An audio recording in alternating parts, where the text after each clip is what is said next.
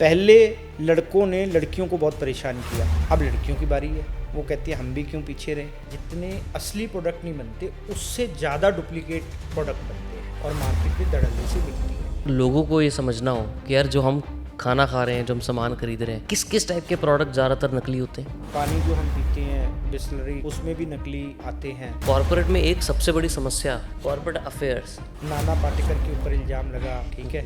एक लड़की उठ के आती है, वो कहती है कि 10 साल पहले इस बंदे ने मेरे साथ किया। कॉर्पोरेट जो फ्रॉड्स होते हैं इनको साबित करना कोर्ट में बहुत मुश्किल होता है। इंडिया में जितने भी कॉर्पोरेट फ्रॉड्स होते हैं अप्रॉक्सीमेटली 79% मेल करते हैं उसमें। 95% आदमी लोग बाय बर्थ बेईमान होते हैं। 21% फीमेल्स होती हैं जो कॉर्पोरेट फ्रॉड्स में इन्वॉल्व होती है। तो उस पेगासस में नॉर्मली क्या क्या हो जाता है वैसे? पेगासस एक सॉफ्टवेयर है, आपने ले लिया वो, और उसमें आपने किसी का भी नंबर डाल दिया और उसका सारा डेटा आपका चला जाएगा उधर। डिटेक्टिव्स के पास ऐसे सॉफ्टवेयर्स होते हैं कि हवाला कैसे काम करता है। As a detective Guru, Indian Sherlock home, आपको ऑलमोस्ट कितने 25 साल हो गए होंगे इस फील्ड में। इंडिया में, नॉट जस्ट इन इंडिया, बाहर की पूरी दुनिया में कहाँ पे क्या क्राइम हो रहा है, कौन कौन से फ्रॉड कर रहा है, money laundering, corporate frauds, private matrimony investigations, pre matrimony investigation होगी, पोस्ट मैट्रिमोनी इन्वेस्टिगेशन हो गई, जितने भी हवाला वाले काम होते हैं, ड्रग्स रिलेटेड आपके स्कैम्स होते हैं, हर चीज को आप अच्छे से जानते हो, समझते हो। इंडिया का डिटेक्टिव जी वर्सेस बाहर का डिटेक्टिव, दोनों की सोच में क्या फर्क है? बहुत बहुत फ़र्क है, बहुत फ़र्क है। कोई पैरामीटर्स बताओ। हाँ आप ये समझ लीजिए, मैं एग्जांपल तौर के पे बताता हूँ। मैं कनाडा गया। कनाडा में मुझे एक पर्सन का पता करना था कि पंजाब से एक फैमिली हमारे पास आई और उन्होंने अपनी बेटी की शादी वहाँ पे करनी थी। तो उन्होंने कनाडा में एक ब्रम्पटन नाम की जगह है, तो टोरंटो के पास है, तो टोरंटो से 80 माइल्स दूर होगी। तो वहाँ पे लड़का रहता था, अपना काम करता था, तो उसका पता करना था। तो हम जनरली क्लाइंट को 3 ऑप्शन देते हैं जब कोई इंटरनेशनल केस आता है। पहला, हम खुद जाके उस केस को इन्वेस्टिगेट करेंगे अगर आपको हम पे भरोसा है और अगर आप चाहते हो कि हम जाके पर्सनली काम करें। और दूसरा, जो हमारा नेटवर्क है, जो हमारी एसोसिएशन है, वहाँ का जो हमारा एसोसिएट होगा वो उस काम को करेगा। तीसरा, हम दोनों मिलके ये काम कर सकते हैं।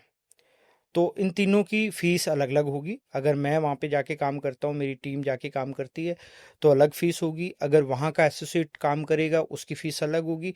हम दोनों काम मिलके करेंगे तो फ़ीस और अलग होगी। तो ये केस टू केस डिपेंड करता है। तो इस तरीके से मेरे पास वो केस आया और पंजाब की फैमिली आई, उनकी एक लड़की थी। आजकल आपको पता है कि बहुत से लोग जो है अपनी बेटियों की शादी बाहर कर देते हैं, लेकिन जो लड़के होते हैं वो फिर छोड़ के चले जाते हैं, उनको साथ नहीं लेके जाते। तो इस तरीके से पंजाब में और हमारे और दूसरे जो स्टेट्स हैं, वहाँ की बहुत सी लड़कियाँ जो है यहाँ पे बैठी हुई हैं घर पे, और ना तो वो दूसरी शादी कर सकती है क्योंकि उनका डिवोर्स नहीं हुआ, और ना वो वहाँ पे जा सकती हैं क्योंकि उनका पति ने उसको ऑलमोस्ट छोड़ दिया है। अब बातचीत बंद हो गई है, केस चल रहा है कोर्ट के अंदर, यहाँ पे चल रहा है, तो यहाँ का लॉ उधर एप्लीकेबल नहीं होता, तो इसलिए दिक्कत होती है। तो इसलिए एक टाइम था आज से 10-20 साल 30 साल पहले कि लोग बाहर जाना बहुत पसंद करते थे, अपनी बेटियों की बेटों की शादियां करना चाहते थे बाहर। लेकिन अभी ट्रेंड थोड़ा सा चेंज हो गया क्योंकि फ्रॉड बहुत होने लगे हैं। तो अब लोग खुल के डिटेक्टिव्स के पास आते हैं ये जानने के लिए कि कहीं कोई ऐसा फ्रॉड तो नहीं हो जाएगा उनके साथ, उनकी बच्ची के साथ कुछ गलत तो नहीं हो जाएगा। तो इस तरीके से वो आते, तो वो भी हमारे पास आए। तो हम वहाँ पे, उन्होंने हमें हायर किया, तो उन्होंने कहा ठीक है आप जाके देखो जी। मैं वहाँ पे गया, तो ब्रम्पटन में मैंने एक डिटेक्टिव को फाइंड आउट किया जो पहले पुलिस में थे, तो अब प्राइवेट डिटेक्टिव बन गए, उन्होंने लाइसेंस ले लिया। तो कनाडा के अंदर लाइसेंसिंग सिस्टम है। फ़र्क ये है कि जो बाहर के डिटेक्टिव है वो उतना ही काम करेंगे जितना लॉ के हिसाब से लिखा गया है, क्योंकि उनके पास लाइसेंसिंग सिस्टम है। अगर वो थोड़ा सा भी इधर उधर करेंगे और अगर गवर्नमेंट को पता चल जाता है कि ये कुछ भी अनयूजुअल कर रहा है या अनलॉफुल कर रहा है, तो वो उसका लाइसेंस कैंसिल हो सकता है, उसको जेल भी हो सकती है। प्राइवेसी एक्ट होता है, डाटा प्रोटेक्शन एक्ट होता है। यहाँ पे हमारे सबसे पहली बात तो ये है कि यहाँ पे डिटेक्टिव्स के लिए लॉ नहीं है कोई। ठीक है, ना तो हम लीगल हैं ना तो हम इनलीगल हैं। हम्म, लीगल इसलिए नहीं है क्योंकि हमारा कोई एक्ट नहीं बना हुआ, इनलीगल हम इसलिए नहीं है बिकॉज मैं इनकम टैक्स देता हूँ। अब मेरी कंपनी प्राइवेट लिमिटेड है, आईएसओ सर्टिफाइड है, तो उसका नाम भी सीक्रेट वॉच डिटेक्टिव्स है, हम्म। तो उसमें सीक्रेट भी आ गया, वॉच भी आ गया, डिटेक्टिव्स भी आ गया। नेचर ऑफ बिजनेस ठीक भी है, आ गया। तो नेचर ऑफ बिजनेस जो आरओसी में हम हाँ, फाइलिंग मेमोरेंडम करते हैं जब। देते हैं, फाइल करते हैं, आर्टिकल होता है जो उसमें, तो उसमें लिखा होता है हमारा पर्पस क्या है। हमारा पर्पस है private investigation, correct. Private detective services, तो उसमें साफ साफ लिखा हुआ है। तो जब ये लिखा हुआ है और आरओसी उसको ले रही है, तो इट मीन्स कि हम ये काम कर सकते हैं। हम्म, फिर मैं जीएसटी पे करता हूँ, तो जीएसटी जो पे करता हूँ वो भी इसी नाम से करता हूँ, हम्म। वो भी इन्वेस्टिगेशन सर्विसेज के नाम पे मुझसे लिया जाता है, उसमें भी जो आपका मैं पे करता है। HSN SSC कोड है। यस यस, वो करेक्ट। सारा कोड है हमारे पास, तो इसलिए हम लीगल हो जाते हैं। हम्म, तो इनडायरेक्टली हम लीगल हैं, हम्म, लेकिन डायरेक्टली हमारे पास कोई लॉ नहीं है, तो इसलिए। बट लेकिन क्योंकि हमें अपना काम करना होता है, तो हम यहाँ पे एक प्राइवेसी एक्ट जो है वो हमारे ऊपर लागू होता है कि हम किसी की प्राइवेसी को ब्रेक नहीं कर सकते। हम्म, उसको मद्देनजर रखते हुए, उसको ध्यान में रखते हुए, जो जो हम कर सकते हैं हम्म, कानून के दायरे में रह के, वो हम काम करते हैं हम्म, और क्लाइंट का काम कर देते हैं। हम्म। अभी बहुत सारे लोगों को लगता है कि जो फ्रॉड्स होते हैं जी। वो लोग सिर्फ पर्सनल लाइफ में ही देखते हैं एक दूसरे के हम्म। साथ होते हुए, है ना। इनफैक्ट लोगों को ये नहीं पता कि a lot of frauds happen in corporate world also, जी जी। राइट। जैसे किसी ने आईपी थेफ्ट कर दिया, कि आजकल टेक कंपनीज में तो ये बहुत ज़्यादा होता है। सॉफ्टवेयर कंपनीज में, बड़ी बड़ी कंपनीज हम देखते हैं कि सॉफ्टवेयर किसी ने बनाया था, है, और वो उस कंपनी ने तो $100 मिलियन लगा के वो सॉफ्टवेयर बनवाया, पूरी हम्म। R&D की, और हम्म। वही कोड ले जाके कोई कंपनी में किसी और कंपनी को बेच देता है, हम्म। राइट। तो इस टाइप के फ्रॉड्स होते हैं बहुत ज़्यादा। फिर हमारे मून लाइटिंग होती है। हम्म। अभी सोहम पारेख का एक केस हुआ कि वो हम्म। बंदा यूएस की कम से कम 6-7 कंपनीज में एक साथ काम कर रहा है। हम्म। इंडिया में भी बहुत लोग ऐसे करते हैं कि एक कंपनी में काम कर रहे हैं पैरेलल में, डुअल एम्प्लॉयमेंट जिसको आप लोग बोलते हम्म। हो, ऐसे बहुत लोग करते हैं।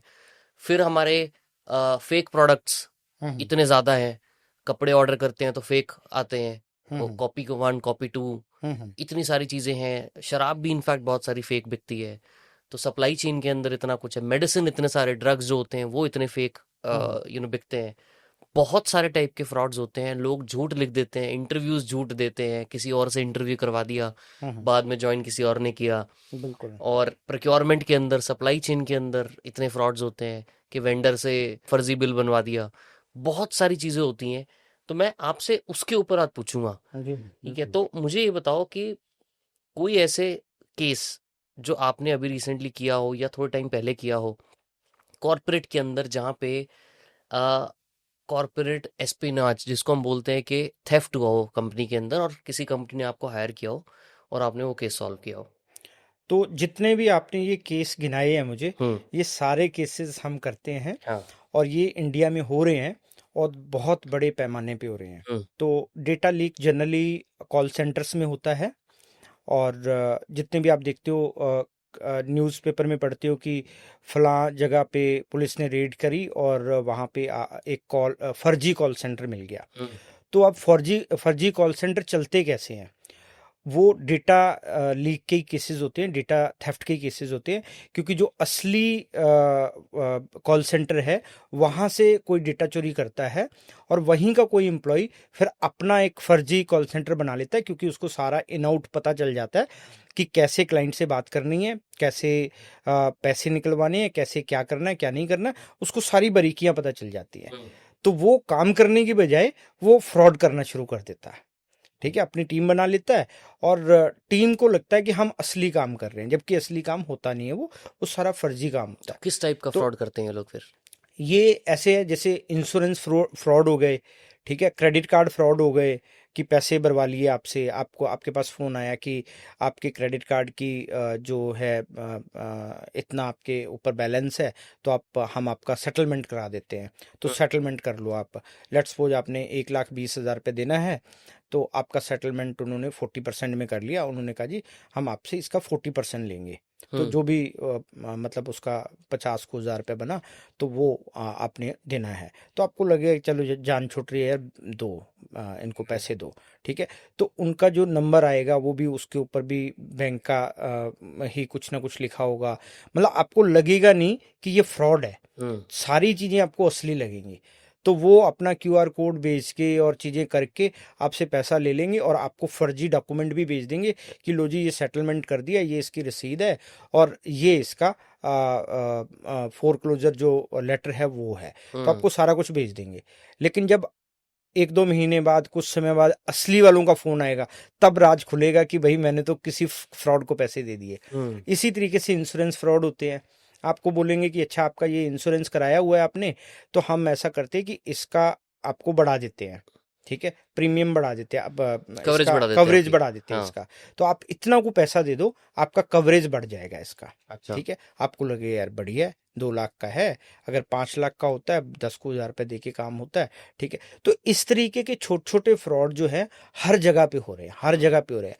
पुलिस अपना काम कर रही है, पुलिस टाइम टू टाइम छापे मारती है, उनको खबर मिलती है, तो वो ऐसे कॉल सेंटर्स को पकड़ती भी है। हर दिन कोई ना कोई पकड़ा जाता है इस तरीके से। तो ये बहुत आम चीज़ है। कंपनियों के अंदर जो फ्रॉड होते हैं, जितने भी आपने ये फ्रॉड बताए, जो ड्यूल एम्प्लॉयमेंट का, मून लाइटिंग का, ये सारी चीज़ें बहुत ज़्यादा हो रही है। मेरे को कोई मतलब कोई केस बताओ। मैंने एक चॉकलेट की कंपनी है, तो उसके लिए मैं काम कर रहा था कुछ समय पहले। तो उन्होंने बताया कि उनकी चॉकलेट चोरी हो रही है, ठीक है। तो हमने कहा ठीक है भाई, हम ठीक मतलब है, उनका जो सामान जो वो बना रहे हैं प्रोडक्ट, वो कोई प्रोडक्ट उठा के लेके चोरी जा हो रहा रहा है। है, अच्छा। प्रोडक्ट चोरी हो रहा है। अब हाँ। कहाँ चोरी हो रहा है, कैसे चोरी हो रहा है, पता नहीं है उनको। ठीक है। तो उनको पकड़ना है, ठीक है। अब ऐसे केसेस क्या होता है, या तो पुलिस में जाएंगे।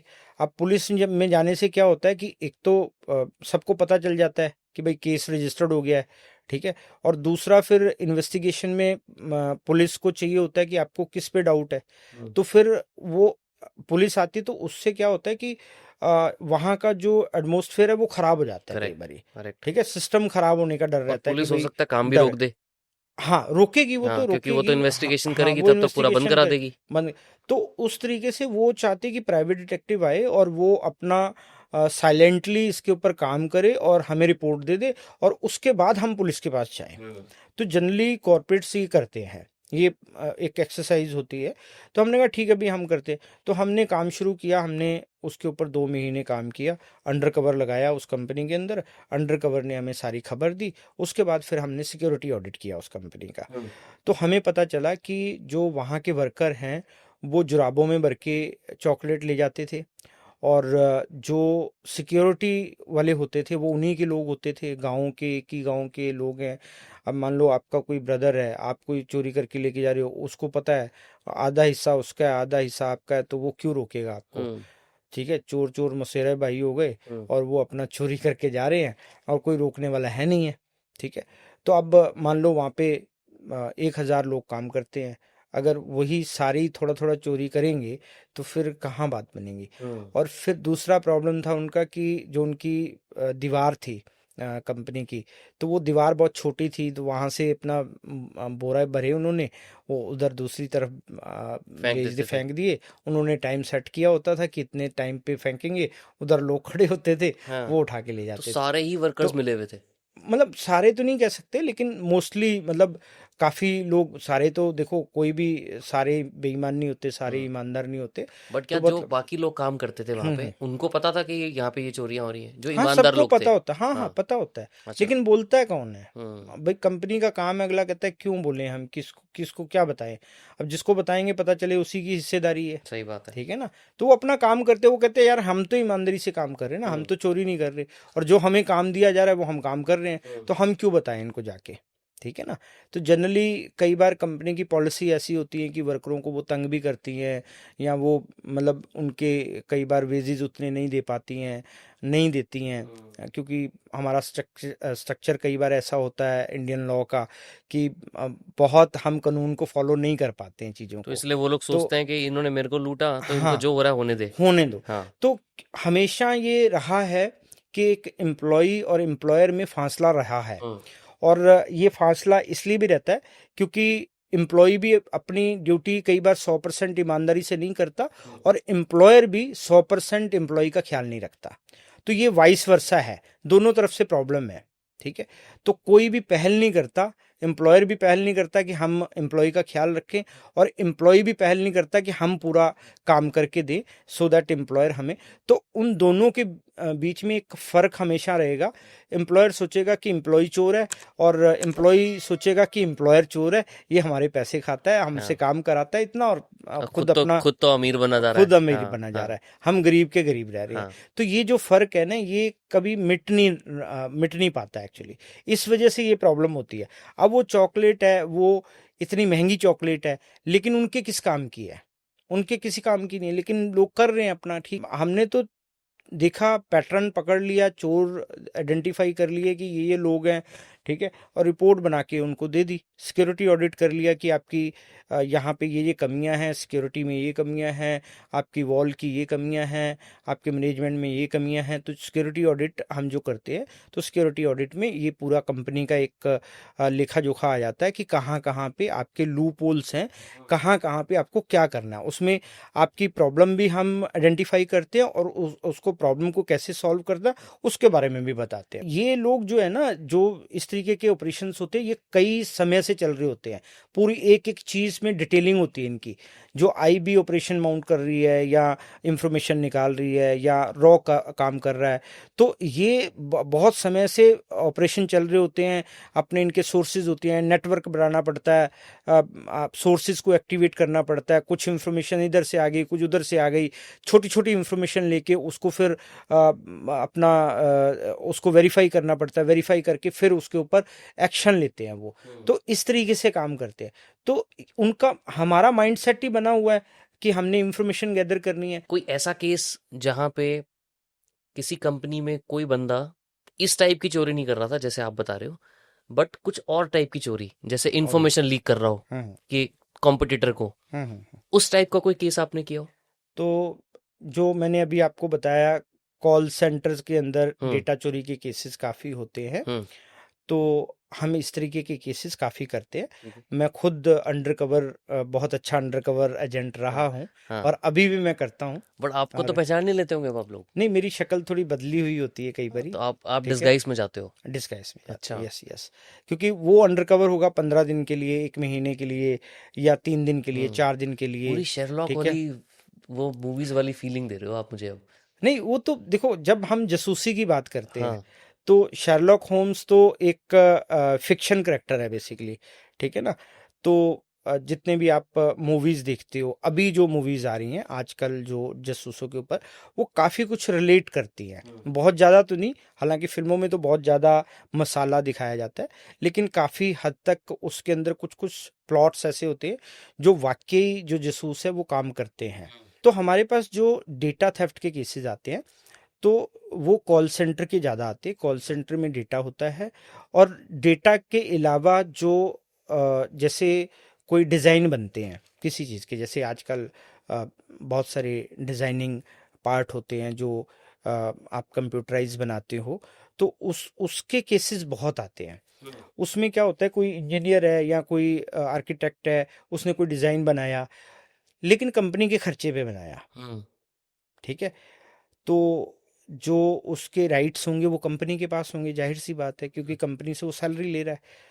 तो बट क्या करता है वो, कई बारी उसको कॉपी करके अपने पास रख लेता है, हम्म और फिर जब कंपनी छोड़ता है तो अपना काम शुरू कर दिया, तो वो डिज़ाइन थोड़ा थोड़ा चेंज करके अपना शुरू कर दिया, जबकि उसका कंपनी का कॉपीराइट भी होता है उसके ऊपर, और कई बारी अपना पेटेंट भी होता है, कई सारी चीज़ें होती हैं।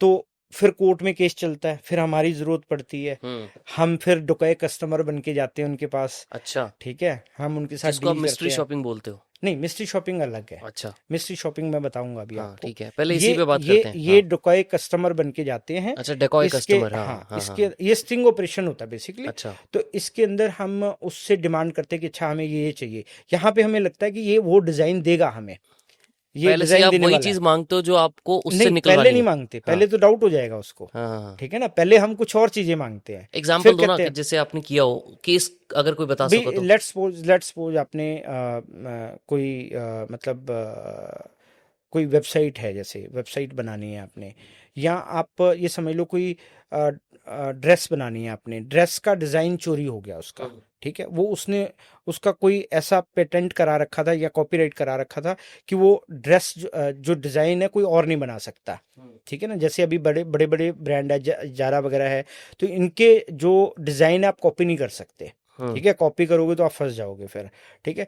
तो अ, इस तरीके से कई बारी डिज़ाइन की चोरी होती है। तो हम क्या करते हैं कि हमारी एक टीम जाती है कि भैया हम शादी करने वाली हैं लड़की की, और हमें ये चीज़ें चाहिए, तो वो सारी चीज़ें हमें दिखाते हैं। हम कहते हैं नहीं नहीं, अब मज़ा नहीं आया, कुछ और दिखाओ, ठीक है। फिर वो दिखाते हैं कि अच्छा ये भी है, ये भी है।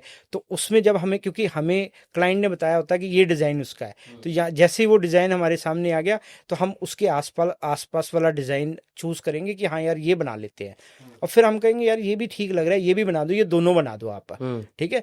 तो क्योंकि हम एकदम से ये नहीं कहेंगे कि यही बना दो, हम्म, ठीक है, नहीं तो उसको डाउट हो जाएगा। तो वो बनाएंगे, उसका स्ट्रिंग ऑपरेशन हो जाएगा, उसकी वीडियो आ जाएगी, सब कुछ आ जाएगा, उसको एडवांस दे देंगे। और कई बार वो डिज़ाइन बना के दे भी देता है, उसके पैसे भी दे दिए हमने, रसीद भी मिल गई हमें, और वो डिज़ाइन भी हमें मिल गया, हम्म। ठीक है, उसकी वीडियो वगैरह आ गई। वो कोर्ट में प्रोड्यूस कर देते हैं क्लाइंट कि देखो जी ये हमारा डिज़ाइन है, ये हमने अपना बंदा भेजा था, इसका स्टिंग ऑपरेशन किया है, और ये इसने डिज़ाइन बना के दिया जो हमारा इसके ऊपर ये पेटेंट है। हम्म, और ये ज्वेलरी पे भी होता है ये, अच्छा, ठीक है। ज्वेलरी प्रोडक्ट्स पे। ज्वेलरी प्रोडक्ट पे भी होता है कि आप डिज़ाइन ऐसे कॉपी नहीं कर सकते। तो अगर आपने कोई अपना कोई डिज़ाइन बनाया है, उसको आप कॉपीराइट मतलब हम्म, पेटेंट करा सकते हो, डिज़ाइन को कॉपीराइट करा सकते हो या ट्रेडमार्क करा सकते हो। तो अलग अलग चीज़ें चलती है, या तो ट्रेडमार्क होगा, कॉपीराइट होगा, या पेटेंट होगा, इस तरीके से होगा। तो इस तरीके से हम अलग अलग चीज़ों की चोरी को पकड़ते हैं। हम्म, और आपने एक चोरी की और बात की, जैसे कंपनीज के अंदर होता है।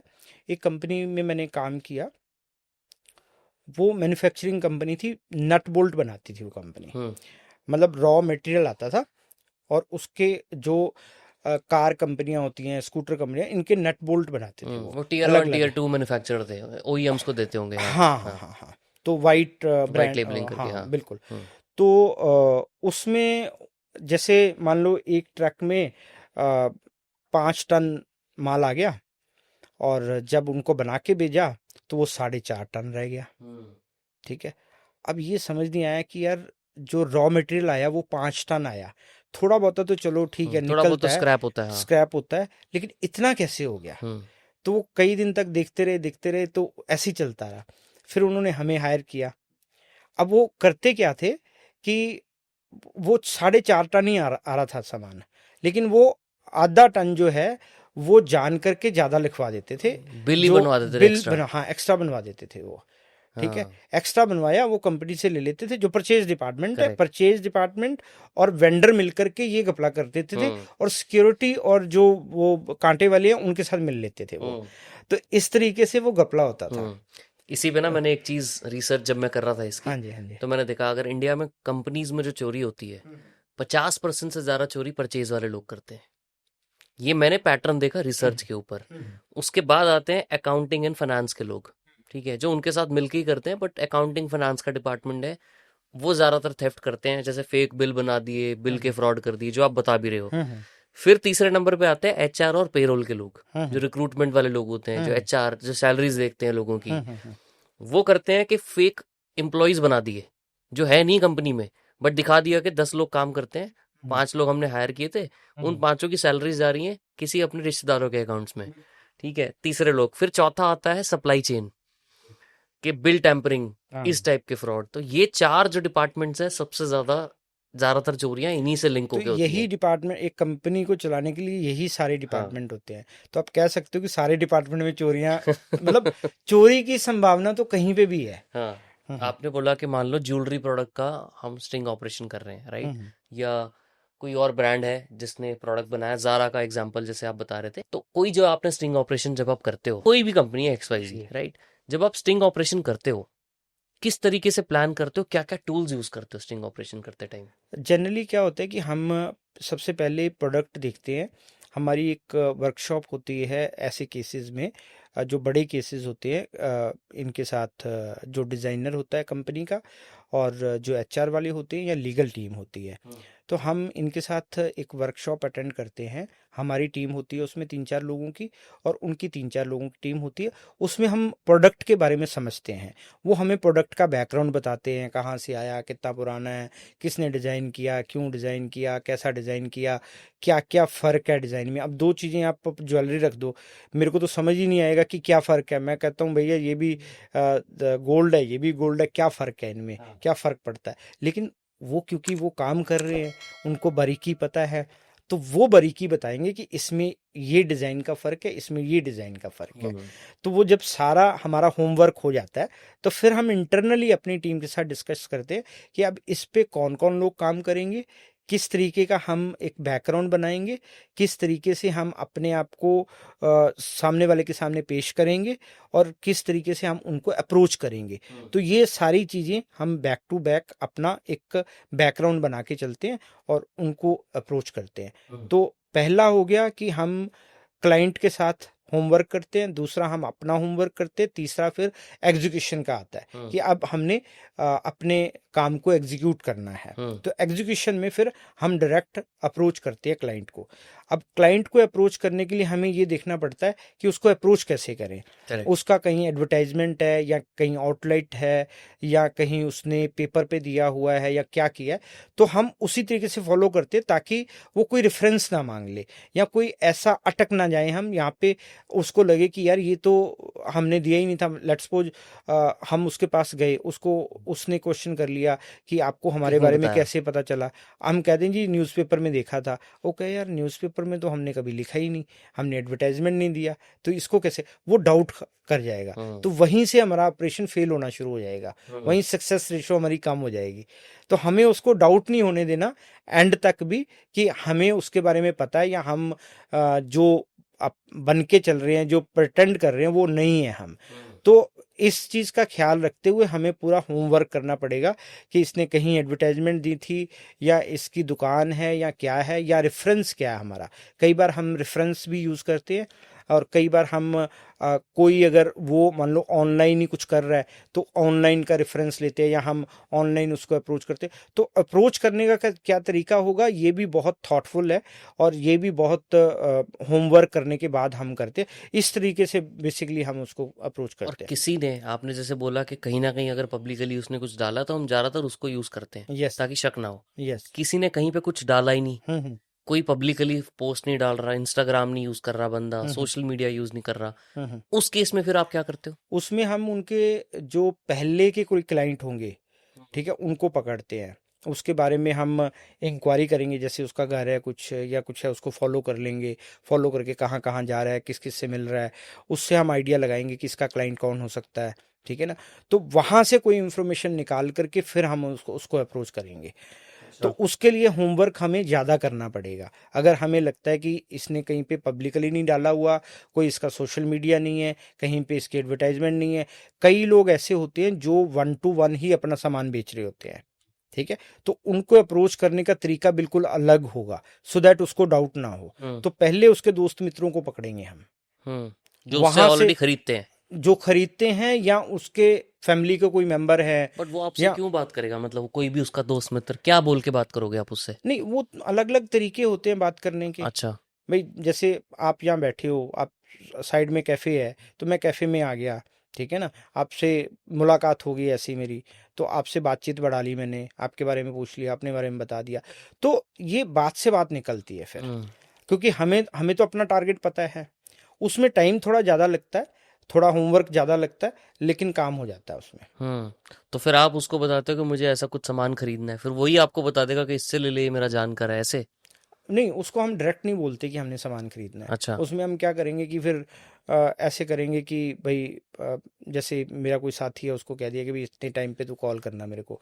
वो कॉल करेगा, ठीक है। हम बोलेंगे हाँ यार वो सामान खरीदता तो है लेकिन कुछ मिल नहीं रहा अभी कोई ढंग का, तो अभी सोचते हैं कहाँ से खरीदें, क्या करें क्या नहीं करें। अब सामने वाले को पता है कि इनका एक दोस्त ये सामान बेच रहा है, तो वो कहेगा यार मेरा एक दोस्त है, मैं उससे बोल देता हूँ, ठीक है ना। तो उससे फिर कई बारी बात से बात निकल आती है। तो वो डिपेंड करता है मतलब समझ गया, ठीक या है। कोई क्लब जा रहा है या किसी 5 स्टार होटल जा रहा है, वहां जाके मिल लिए उससे, हम्म। बातचीत कर ली उस तरीके से। मतलब अ, डायरेक्टली नहीं बोलना। नहीं नहीं, डायरेक्टली हाँ, बोलेंगे तो फिर काम फिर तो खराब होगा सीधा ना। सीधा ही हाँ, पता लग सीधा जाएगा। सीधा पता चलेगा। मतलब उसको एंड ऑफ द डे तक भी नहीं पता होगा कि हमने उसके लिए जाल बिछाया था हम्म। बेसिकली। हम्म। ठीक है, फिर आप वहां तक पहुंच गए, उस बंदे तक डायरेक्टली मान लो। और ठीक है। उसने रेफरेंस दे दिया आगे, हाँ, तो अब बस आप उसका वहां तक रेफरेंस आ पहुंच गए। गया। हाँ। उसका रेफरेंस आ गया। ठीक जब है। उसका रेफरेंस आ गया तो फिर काम हो जाएगा हमारा। तो फिर जब आप फाइनली डिसाइड करते हो जिस दिन कि हम्म आज हमारा मौका है, आज हम इसके खिलाफ जो भी सबूत इकट्ठे करने हैं हम्म। वो कर सकते हैं। अब इस केस में क्या क्या टूल्स रहते हैं, ट्रिक्स रहती हैं? स्पाई कैम्स होते हैं, स्पाई कैम्स यूज करते हैं बेसिकली। अच्छा, हाँ। किस टाइप के कैम्स होते हैं? वो यहाँ बताना ठीक नहीं है, फिर अच्छा, सबको अच्छा, अच्छा। पता चल जाएगा। अच्छा, अच्छा। ये सब बट जो नॉर्मली नहीं है। जैसे मूवीज में दिखाते हाँ, हैं। मूवीज में जैसे दिखाते हैं हाँ, उसमें वो तो हम स्पाई बात कर ही कैम्स सकते होते हैं। हैं। हाँ। हाँ, मूवीज में जो दिखाते हैं स्पाई कैम्प्स होते हैं, अलग अलग टाइप के होते हैं।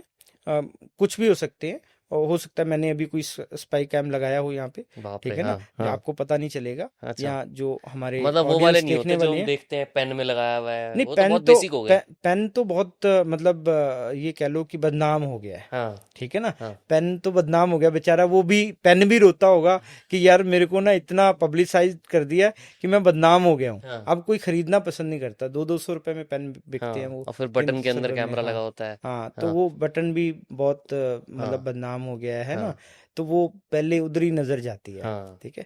तो ऐसे बहुत सारे कॉमन चीजें हो गई हैं हाँ। जिसके बारे में सामने वाले को पता चल जाता है। हम्म। तो अगर कॉमन आप चीज़ें यूज़ करेंगे तो सामने वाले ने देख लिया, अगर वो जरा सा भी टेक सेवी है, उसको चीज़ों का, स्पाई कैम्स का पता है, तो वो भांप लेगा हम्म। कि आपने कुछ लगाया हुआ है, और फिर वो चीज़ें नहीं करेगा। हो सकता है आपको पकड़ के बैठा भी ले वो। ठीक हम्म। है ना, फिर आप फंस जाओगे। हम्म। तो हमें वो भी देखना पड़ता है, और हमें ये भी देखना पड़ता है कि हमारा काम भी हो जाए। हम्म। तो हम जो भी लेटेस्ट इक्विपमेंट होंगे वो यूज़ करते बेसिकली, हम्म। जो मार्केट में नए हों या ट्रेंड में ना हों या लोगों को पता ना हो ज़्यादा, तो उस तरीके की चीज़ें करते हैं हम। तो इस तरीके से हमें गैजेट्स भी, जो स्पाई गैजेट्स भी होते हैं, वो भी बहुत सोच समझ के चूज़ करने पड़ते हैं कि काफी कोई महंगे ऐसे आते ना हो। होंगे। हाँ, जो अच्छे गैजेट्स हैं, जो अमेरिकन गैजेट्स हैं, जो इजरायली गैजेट्स हैं, वो लाखों में आते हैं। हम्म। ठीक है। तो जो चाइनीज़ हैं वो 200-300 रुपए से शुरू होके 5-7 हज़ार रुपए तक जाते हैं। तो आप सोचो कि उनकी दो औकात सौ उतनी है। हाँ, दो हाँ। सौ तीन सौ वाला कितना काम करेगा। हम्म। इन चीजों में कौन सी कंट्री के सबसे अच्छे प्रोडक्ट्स होते हैं? इजरायली प्रोडक्ट्स काफ़ी अच्छे सबसे होते अच्छे हैं। होते हैं। इजराइल क्या करता है कि जो जासूसी जो उनकी है, वो बहुत काबिल तारीफ़ है। मोसाद की जो एक्टिविटीज़ हैं वो बहुत अच्छी हैं। जो उनका टैक्स सिस्टम है वो बहुत अच्छा है। जो स्पाई गैजेट्स जो बनाते हैं वो बहुत अच्छे बनाते हैं। तो आपने कई केस भी सुने होंगे पहले। आते थे, पेजर्स आते थे, पेजर। हम्म। ठीक है, पेजर सुने होंगे आपने। हम्म। मैंने तो यूज़ भी किए हैं। मैंने भी यूज किया ठीक है, है। हाँ। तो पेजर के अंदर उन्होंने बम लगा दिया। हाँ, अभी ठीक है। रिसेंटली तो किया था, हाँ। हाँ, तो वो बम उन्होंने अभी नहीं लगाया, वो बहुत पहले लगाया। ऑलमोस्ट सात ठीक आठ है। साल पहले, हाँ, हाँ। बहुत पहले लगाया, लेकिन यूज़ अभी किया हम्म। उन्होंने। ठीक है।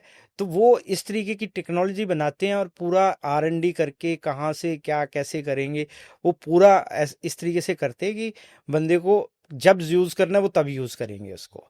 अभी जो ये एक स्पाई जो अभी सरकार का चल रहा था, पेगासस। हाँ, हाँ पेगासस। तो वो भी बड़ा मशहूर हुआ। हाँ। अब किसी को वो ये भी इजरायली था क्या सॉफ्टवेयर? हाँ, वो हम्म। इजराइल ने तो बनाया था, लेकिन वो गवर्नमेंट को ही देते थे। अच्छा। उस पेगासस का एक ये था कि वो गवर्नमेंट, किसी भी गवर्नमेंट को दे देंगे, लेकिन गवर्नमेंट को ही देंगे, किसी प्राइवेट कंपनी को नहीं देंगे वो। हम्म। उनका एक ये था, मतलब एक रूल था ये, हम्म।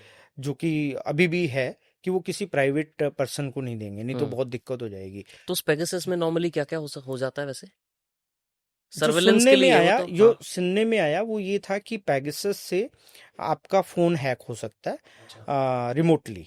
मतलब पेगासस एक सॉफ्टवेयर है, वो आप अपने आपने ले लिया वो, और उसमें आपने किसी का भी नंबर डाल दिया, और उसका सारा डेटा आपका चला जाएगा उधर, और सारी कॉल ये वो सब सुन सकते हैं। ऐसा सुनने में आया, मेरे को बहुत ज़्यादा पता नहीं है इसके बारे में। तो बट वो इतना पावरफुल प्रोडक्ट था। तो कहते हैं कि इंडियन गवर्नमेंट ने उसको यूज़ किया। हालांकि इंडिया गवर्नमेंट ने कभी माना नहीं कि हमने यूज़ किया।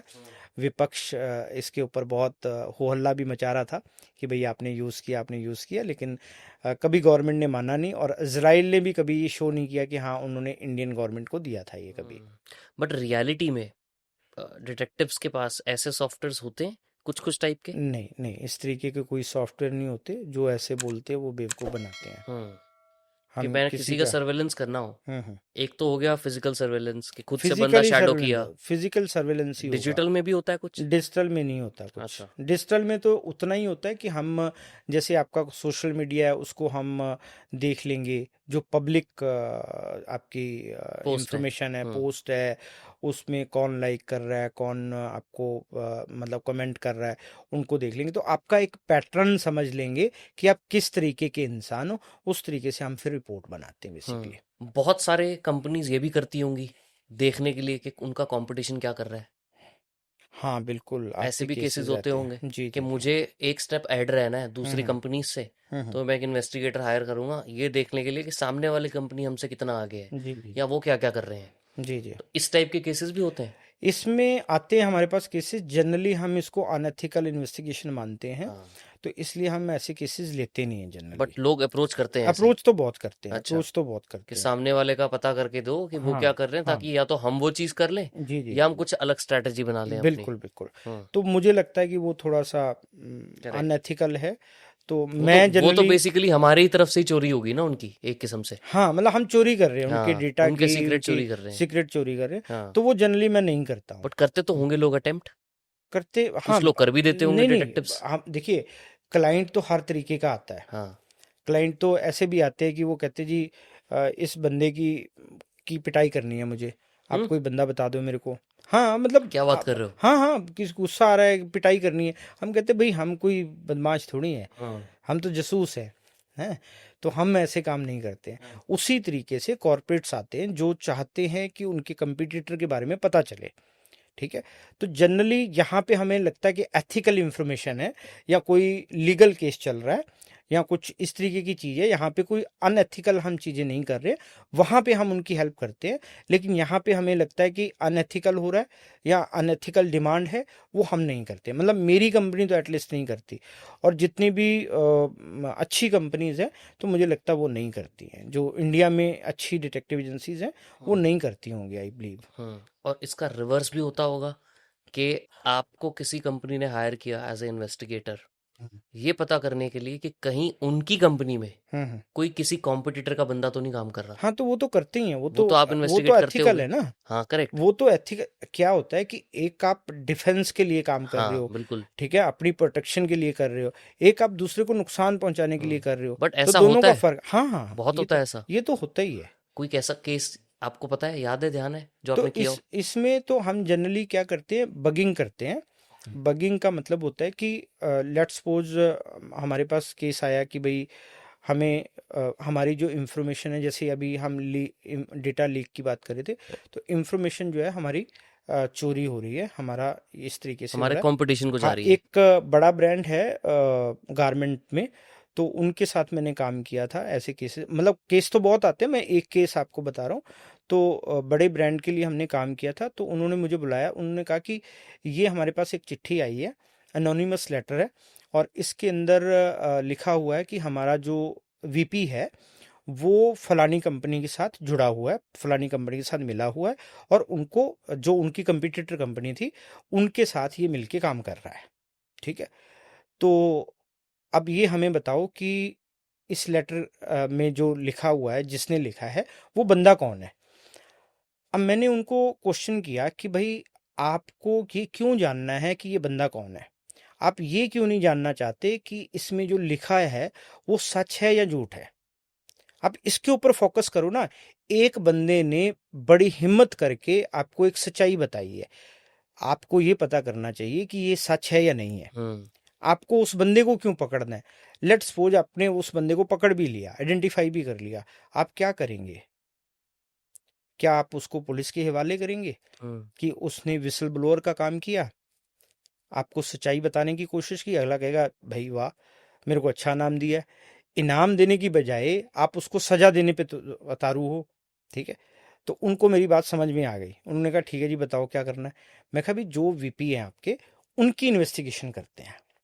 जितना पैसा और जितने एफर्ट्स हम इसको ढूंढने में लगाएंगे, उतना पैसा और उतने एफर्ट्स हम आपके वीपी की इन्वेस्टिगेशन में लगाते हैं कि जो इसमें लिखा है वो सच है या नहीं है।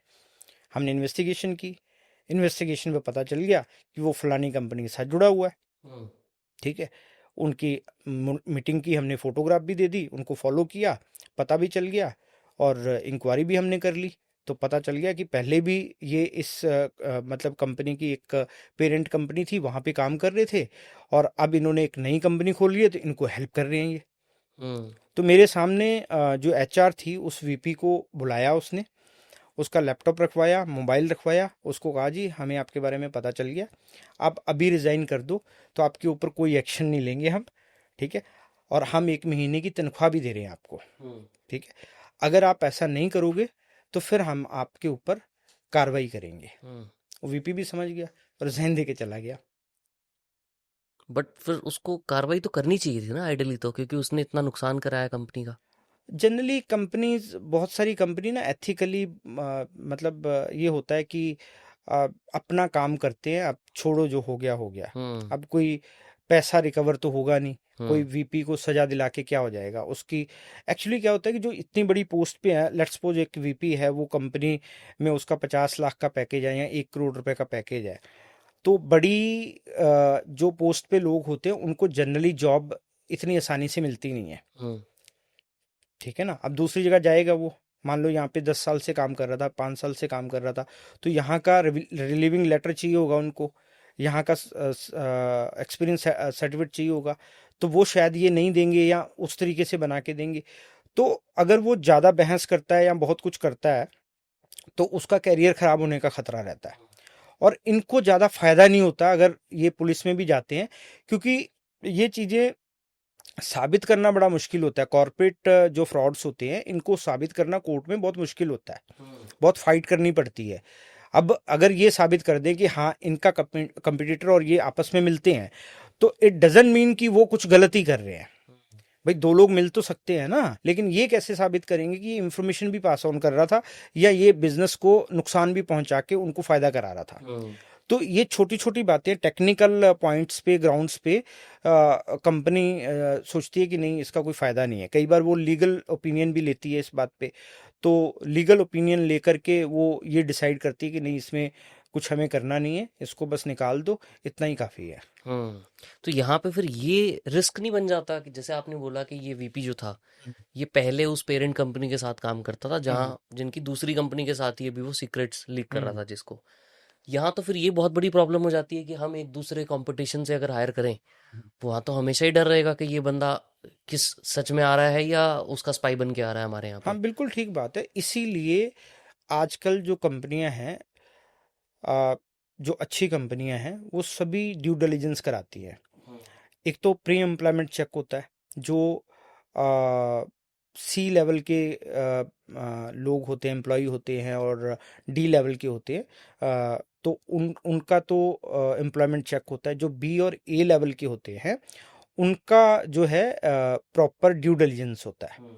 उनके बारे में सारा कुछ पता लगाया जाता है, उनका बैकग्राउंड क्या था, किस किस लोगों से इसका उठना बैठना है, कैसे दोस्त हैं, कैसा इनका मतलब जो घरेलू सिस्टम बना हुआ है वो कैसा है। तो वो सारा कुछ पता लगाते हैं, उसके बाद उनको एम्प्लॉयमेंट देते हैं। बट इतनी कितनी हम लोग सर्वेलेंस करेंगे इतने एम्प्लॉयज पे, अगर ए और बी लेवल के लोग हैं उनका नहीं थोड़ी नहीं, इतना ज्यादा होगा। ए और बी पे तो कम ही लोग होते हैं ना। हम्म। एक मान लो आप ये समझ लो कि 200 लोगों की कंपनी है, हाँ। 200 लोगों में 120 लोग 180 लोग तो सी और डी वाले ही होंगे, हम्म। ठीक है। जो 20 लोग हैं वो ए और बी वाले होंगे, हम्म। और 20 में से भी जो बी वाले होंगे हो सकता है 15 हो, और ए वाले जो हो, ए चार ग्रेड पांच हो। वाले, वो 4-5 लोग ठीक हों। है।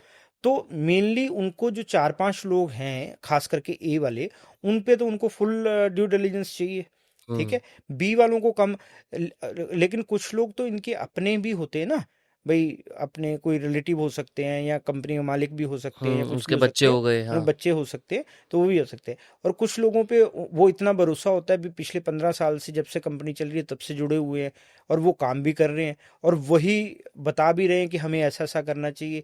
वही पॉलिसी मेकर भी हैं, चाहे वो बी कैटेगरी में ही आते हैं, तो बट पॉलिसीज बना रहे हैं कंपनी की, अपना सारी चीज़ें कर रहे हैं। तो वो फिर उनके ऊपर जब डाउट नहीं होगा तो वो नहीं कराएंगे। तो हम्म। जिनके ऊपर उनको लगता है कि कराना चाहिए उन्हीं के ऊपर कराते हैं। अब मेरा सवाल ये आता है कि आजकल बहुत सारी कंपनीज वर्क फ्रॉम होम कर रही हैं।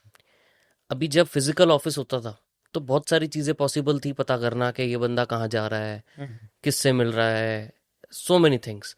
बट जब वर्क फ्रॉम होम हो गया, उस केस में तो ये बहुत बड़ी प्रॉब्लम नहीं होती कि हमें फिगर आउट करना, क्योंकि वो घर से निकल ही नहीं रहा हफ्ता हफ्ता, हम्म, फोन पे ही बात कर रहा है दूसरे कॉम्पिटिटर से, या हम्म, जो भी इंफॉर्मेशन लीक कर रहा है मेल पे ही भेज रहा है। हम्म। अब इस केस में क्या करें?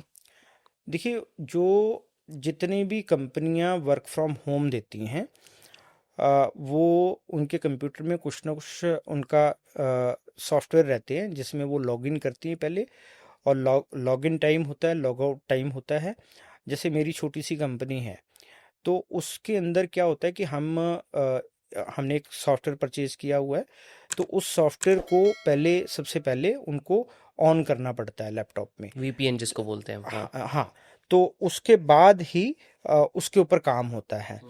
और उस सॉफ्टवेयर में सारी आपके लैपटॉप की मैपिंग होती है कि आप कौन सी वेबसाइट खोल रहे हो, क्या टाइप कर रहे हो, और क्या चीज़ें चेक कर रहे हो। कोई आप व्हाट्सअप देख रहे हो, आप सोशल मीडिया पे देख रहे हो, वो सारा रिकॉर्ड होता है, स्क्रीन रिकॉर्ड होती है बेसिकली उसकी।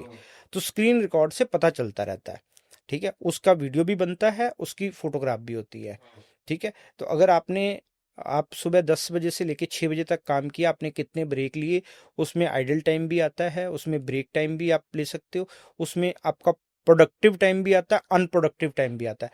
वो पूरा आपका चार्ट बना के देता है कि आपने कितना काम किया और क्या क्या काम किया, कौन कौन सी वेबसाइट एक्सप्लोर की, और उस वेबसाइट पे आपने क्या क्या काम किया। एक एक चीज आती है। ये मेरी कंपनी में होता है, नहीं, जबकि समझ मेरी गया, मैं छोटी खुद सी यूज कंपनी करता है। हूँ। तो आप खुद यूज हाँ, करते हो तो बट आपको फिर पता। भी इसके बावजूद भी हम ये तो तब भी नहीं पता कर सकते कि वो फोन पे किसको क्या बता रहा है। हो नहीं, सकता है वो इन्फॉर्मेशन लीक कर रहा हो। जो जनरली क्या होता है कि जो कंपनीज होती हैं, आप मान लो एक किसी प्रोडक्ट के ऊपर काम कर रहे हो, तो उस प्रोडक्ट की ही जानकारी है आपको। ठीक है ना, आपको कोई दूसरी जानकारी नहीं है उस कंपनी में और क्या कर रहा है या दूसरा बंदा क्या कर रहा है। अगर आप सॉफ्टवेयर इंजीनियर हो, तो जिस प्रोडक्ट पे आप काम कर रहे हो, जिस सॉफ्टवेयर पे आप काम कर रहे हो, उसी पे आप काम कर रहे हो। आपको ये राइट नहीं मिलेगा कि आप दूसरे सॉफ्टवेयर खोल के देखो कि दूसरा आपका जो कुलीग है वो कौन से सॉफ्टवेयर पे काम कर रहा है। फिर वो एनडीए भी साइन कराते हैं आपसे, नॉन डिस्क्लोजर एग्रीमेंट भी साइन कराते होंगे। वो बहुत सारी चीज़ें ऐसी करते हैं जिसमें कल को अगर पकड़े जाएं तो आप पुलिस केस भी आपके ऊपर बन सकता है। तो जनरली देखो, हर कोई बंदा तो चोर नहीं होता ना, और हर बंदे को ये होता है कि अपनी तरक्की भी करनी है। अगर आपको अपना काम पसंद है, आप अपना काम ईमानदारी से करते हो, तो जाहिर सी बात है कि कंपनी में आप आगे भी बढ़ोगे, आप पैसा भी कमाओगे, आपको तरक्की भी मिलेगी, सारा कुछ होगा। मैं एक चीज़, एक दो और रिसर्च जब कर रहा था तो मैं ऐसे ही देख रहा था कि जितने भी कॉर्पोरेट फ्रॉड्स होते हैं ना इंडिया में, 37% फ्रॉड्स लोअर लेवल के लोग करते हैं अप्रोक्सीमेटली। ओके। 43% फ्रॉड करते हैं मिड लेवल के लोग। ओके। ठीक है, और मिड लेवल में आ गया आपका वही अ, सी और बी हाँ, ग्रेड। हाँ। ठीक है। ठीक और है। 20% केसेस होते हैं जो सबसे टॉप के लोग करते हैं, हम्म, जिसमें सबसे ज्यादा इम्पैक्ट आता है। हम्म, नंबर ऑफ केसेस कम है, हम्म, बट वो जो सीईओ टाइप का जो बंदा करेगा, हम्म। वो फिर केस भी इतना बड़ा करेगा, फ्रॉड हाँ भी हाँ, इतना वो बड़ा बड़ा करेगा कि पूरी करेगा। कंपनी हिला देगा वो। बिल्कुल ठीक बिल्कुल। है। दूसरा, मैं इंटरेस्टिंग चीज पढ़ रहा था हम्म, कि इंडिया में जितने भी कॉर्पोरेट फ्रॉड्स होते हैं, अप्रोक्सीमेटली 79% मेल करते हैं उसमें से। हम्म, 21% फीमेल्स होती हैं जो हम्म, कॉर्पोरेट फ्रॉड्स में इन्वॉल्व होती हैं। लोगों को लगता है कि शायद सारे मेल ही होते हैं, बट इंटरेस्टिंग चीज ये थी कि मेन जितने भी फ्रॉड करते हैं, हम्म, ठीक है, वो सारे के सारे फ्रॉड काफी कैलकुलेटेड होते हैं, हम्म, काफी प्लान्ड होते हैं। हम्म, बट जितने भी फीमेल्स फ्रॉड करती है ना, वो थोड़े हम्म, पेटी टाइप के, हम्म, लेस स्केल वाले फ्रॉड ज्यादा होते हैं, हम्म, कि छोटे मोटे चोरियां जिसको बोलते हम्म। हैं। तो इस पे मुझे बताओ कि कौन ज्यादा फ्रॉड करता है।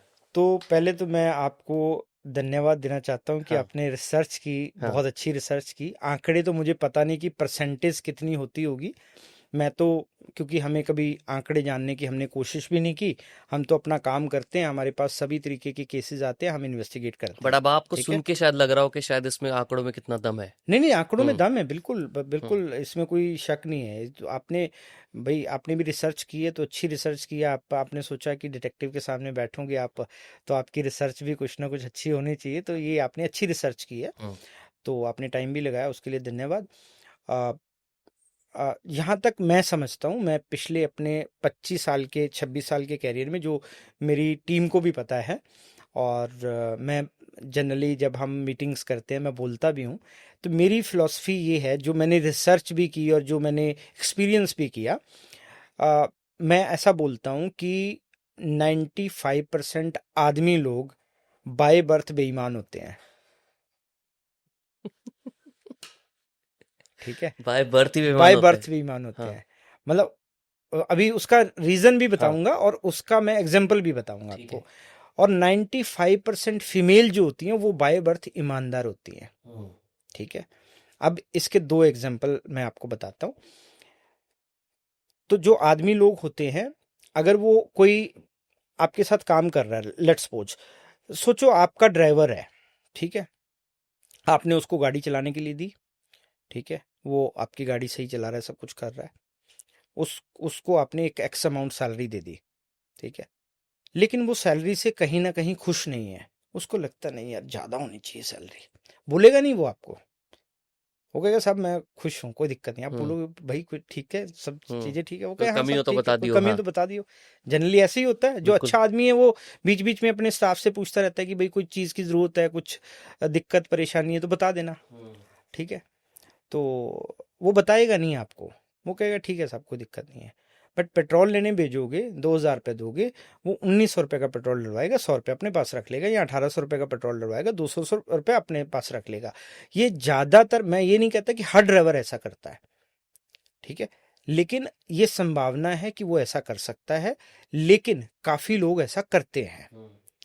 ठीक है। आप पैटर्न पकड़ोगे तो आपको मिल जाएंगे ऐसे। फिर गाड़ी खराब हो गई आपकी। ठीक है। तो गाड़ी ठीक कराने के लिए दी आपने, तो 3500 रुपये का बिल बना। ठीक है। उसने कहा जी 4,000 रुपये खर्च हुए हैं। उसने उधर बोल दिया कि 4,000 का बिल बना दो यार। ठीक है। आपने कहीं बाहर भेजा उसको रहने के लिए, काम करने के लिए, बॉम्बे भेज दिया। वो 4 दिन रहा वहाँ पे, 1,000 रुपये का रूम लिया उसने, 4,000 हुए। उसने अपना उसको बोल दिया यार 1,200 रुपये का बिल बना दे। वो 1,200 को बना देगा, तो 48 रुपये का बिल दे दिया, 800 रुपये उसने खा लिया। ठीक है।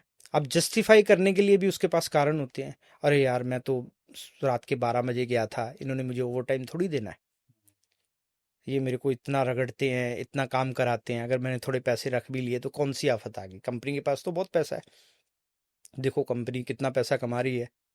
ठीक है। इसने इतने पैसे कमा लिए 1 साल में, और ये क्या करते हैं, बैठे रहते हैं, हम्म। मीटिंग्स करते रहते हैं, कॉफी चाय पीते रहते हैं, काम थोड़ी। पॉडकास्ट पॉडकास्ट करते रहते पॉडकास्ट हैं। हैं। तो मतलब उनकी उनकी मतलब हाँ। वो इस तरीके से अपने आप को सेटिस्फाई करते हैं, हाँ। अपने आप को जस्टिफाई करते हैं कि हम कुछ गलत नहीं कर रहे हैं। हम्म। अगर थोड़ा सा पैसा एक्स्ट्रा भी ले रहे हैं तो कुछ गलत नहीं कर रहे। और ये ऑलमोस्ट हर बंदे का अपना हक समझता है। वो कहीं ना कुछ थोड़ा बहुत चूना लगाने की कोशिश करता है। कुछ 2 4 5% जो मैंने बताया, लोग ऐसे आपको मिलेंगे, यहाँ पे वो ये चीज़ नहीं करेंगे। हम्म। यहाँ पे वो एथिकली काम करेंगे। जैसे मैंने गिफ्ट का बताया, उसने कहा नहीं लेते जी। अब इसका मतलब ये भी हो सकता है कि वो बहुत ईमानदार हैं, और इसका मतलब ये भी हो सकता है कि ईमानदार तो हैं या नहीं हमें नहीं पता, बट लेकिन उनके ऊपर सख्त नज़र रखी जा रही है, हम्म। या उनका सिस्टम ऐसे बना होता है कि अगर गिफ्ट ले लेंगे तो वो पकड़े जाएंगे, तो कल को शक के दायरे में आ जाएंगे कि भैया तूने फलानी जगह से गिफ्ट भी ली थी। हम्म। तो ये दोनों चीज़ें हैं। अब यहाँ तक लड़कियों का मामला है, जब तक उनको बहुत ज़्यादा कोई परेशानी नहीं होगी, वो अपना काम करेंगी ईमानदारी से।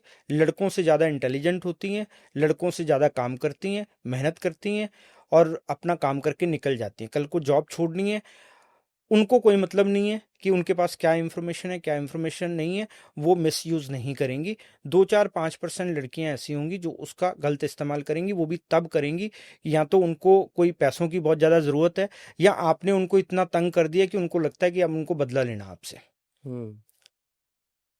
या उनका मतलब ऐसा है कि सिस्टम ही ऐसा बना है, उनकी जो संगत है वो ऐसी है कि भाई इस तरीके की चीज़ें करनी है, फ्रॉडगिरी करनी है उन्होंने, तो तब जा कर के वो करती हैं। तो अदरवाइज जितना मेरा 25 साल का एक्सपीरियंस है, तो मेरे पास बहुत सारे जो फील्ड इन्वेस्टिगेटर हैं उन्होंने भी काम किया, फीमेल्स ने भी काम किया, अभी भी कर रहे हैं। तो मैं अपने एक्सपीरियंस से और जो मेरे पास केसेस आते हैं, जो हम देखते हैं, जैसे आपने बोला कि कॉरपोरेट फ्रॉड्स के अंदर 70-80% आदमी लोग इन्वॉल्व होते हैं और 20-21% लड़कियां इन्वॉल्व होती हैं। इसमें भी मैं, क्योंकि मैं 95 की और 55% की थ्योरी पे काम कर रहा हूँ या मैं सोच रहा हूँ, ठीक है, मेरी फिलॉसफी ये है, तो उसमें भी मैं ये कहना चाहूँगा कि जो 21% है उसमें भी लड़कियों ने इसलिए साथ दिया कि जो फ्रॉड करने वाला था उनका वो बॉयफ्रेंड था, इसलिए मजबूरी में उनको साथ देना पड़ा, अदरवाइज वो साथ भी नहीं देती उनका, या अपने आप से हिम्मत नहीं करती कि हमें फ्रॉड करना है। तो जब तक उनकी ज्यादा मजबूरी ना हो जाए या क्रिमिनल माइंडसेट ना हो उनका, तो वो फ्रॉड नहीं करेंगी। बट ऐसा क्यों हो रहा है आज की डेट में? आप आने से पहले मुझे पता है, जब हमने शुरू किया हम सोनम रघुवंशी का केस भी डिस्कस कर रहे थे। जी। आपने शायद उस पर काम भी किया है या कुछ तो डिस्कशन हुई है उसकी आपसे हम्म। रिलेटेड, है ना? तो ऐसा क्या हो रहा है आज की डेट में कि अब ये सारे केसेस विमेन की वाले जहाँ पे हाईलाइट हो रहे हैं, ये बहुत ज्यादा आते जा रहे हैं? सोनम वाला केस अगर हम देखें तो हम बात करें अभी पर्सनल केसेस की, हाँ, ठीक है, तो पर्सनल क्योंकि केसेस घूम फिर में, के इंसान तो इंसान ही है ना, चाहे वो हाँ, पर्सनल हो या कंपनी में काम कर रहा हो, बिल्कुल बिल्कुल नेचर तो वही बिल्कुल, है उसकी। नेचर वही हाँ। है, लेकिन यहाँ पे थोड़ा सा फर्क आ जाता है। हम्म। जब एक लड़की ऑफिस जाती है, अपना काम करती है, उसको पता है कि मुझे सैलरी मिल रही है, ठीक है, वो अपना काम करती है, निकल जाती है, काम खत्म हो जाता है उसका। लेकिन यहाँ पे पर्सनल रिश्ता आ जाता है, पर्सनल रिश्ते में उसने अपने इमोशंस भी खर्च किए होते हैं, अपना टाइम भी स्पेंड किया होता है, और एक विश्वास भी सामने वाले के ऊपर किया होता है, चाहे वो फिजिकली हो, चाहे मेंटली हो, चाहे साइकोलॉजिकली हो। तो वो जब उसको कोई धोखा मिलता है तो वो अपने आप को महसूस करती है कि उसके साथ बहुत बड़ी ठगी हुई है, उसके साथ बहुत बड़ा धोखा हुआ है। तो कई बार वो सहन नहीं कर पाती और इस तरीके से चीजें हो जाती हैं।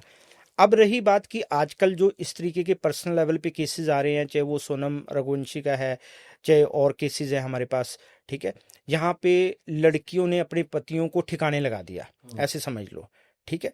तो मैं इसको ऐसे समझता हूँ कि जब मैंने इन्वेस्टिगेशन शुरू की थी 95 में, तो उस समय केसेस हमारे पास क्या आते थे कि लड़की को जला दिया गया, लड़की की पिटाई कर दी, लड़की को घर से बाहर निकाल दिया, इस तरीके के बहुत केसेस आते थे हमारे पास, बहुत केसेस आते थे, ठीक है। तो ये जो चक्कर है काल का, वो घूम गया है अभी, ठीक है। पहले लड़कों ने लड़कियों को बहुत परेशान किया, अब लड़कियों की बारी है, हम्म। ठीक है। तो अब लड़कियां परेशान कर रही हैं, वो कहती है हम भी क्यों पीछे रहे, हम्म। इंटरनेट का ज़माना है, ठीक है, टीवी है, टीवी में आप ऐसे सीरियल्स देखते हो जहाँ पे हर दिन किसी ना किसी को मार दिया जाता है, दो दो तीन तीन शादियाँ कर ली जाती हैं। तो इंटरनेट पे भी आप ऐसी स्टोरी पढ़ते हो, आप वेब सीरीज़ भी ऐसी देखते हो, आप फिल्में भी ऐसी देखते हो। तो जितना भी इंटरटेनमेंट का साधन है, जितना भी आप ब्रॉडकास्ट में चीज़ें देखते हो, वो सारी ऐसी देखते हो, यहाँ पे रिश्तों की कोई कदर नहीं होती ज़्यादा, ठीक है ना। तो इस वजह से फिर लड़कियां भी अब बोल्ड हो गई हैं, वो कहती हैं हम भी क्यों पीछे रहें। अगर मतलब इसको ऐसे कह सकते हो, ये लड़की और लड़के का मामला नहीं है, आज भी बहुत सारे केस हैं यहाँ पे लड़कियों को तंग किया जा रहा है। आप छोटी सिटी में चले जाओ, लड़कियां बोल नहीं पाती, हमारे पास बहुत से केसेस आते हैं। यहाँ लड़कियों की इतनी आज़ादी नहीं होती कि वो अपने पास फ़ोन रख लें। क्या क्या क्या है कि हम आदमी लोग हैं, तो हमें फ़र्क नहीं पड़ता, हम रात को 12 बजे भी कहीं निकल जाते हैं, सुबह 4 बजे भी निकल जाते हैं, हम किसी से भी बात कर लेते हैं। लेकिन लड़कियों को ये आज़ादी नहीं है, आज की डेट में भी नहीं है। आप छोटे शहरों में जाके देखोगे तो उनके पास, बहुत लड़कियों के पास अपने मोबाइल भी नहीं है, वो अपनी मर्जी से किसी से बात भी नहीं कर सकती। अगर मोबाइल है तो उसके ऊपर उनके माँ बाप का, उनके भाइयों का सख्त पहरा रहता है कि हमारी बहन, हमारी बेटी किससे बात कर रही है, कहाँ जा रही है, क्या है। बहुत सारी लड़कियां अपने भाई के बगैर, अपने माँ बाप के बगैर कहीं जा नहीं सकती, घर से बाहर कदम नहीं रख पाती, सहेलियों से नहीं मिल पाती। तो बहुत सारी ऐसी पाबंदियां हैं जिसकी वजह से लड़कियां अपने आप को महसूस करती हैं फंसा हुआ। आप एक स्कूल की बच्ची को ले लो, वो स्कूल जाती है, डर डर के स्कूल जाती है, कोई उसको रास्ते में फॉलो कर रहा होता है, छेड़ रहा होता है, घर आके बताने की हिम्मत नहीं करती, उसको लगता है कि मेरे कोई स्कूल से घर बैठा देंगे, मेरे हम्म। कोई स्कूल नहीं जाने देंगे, उसका पढ़ने का मन करता है।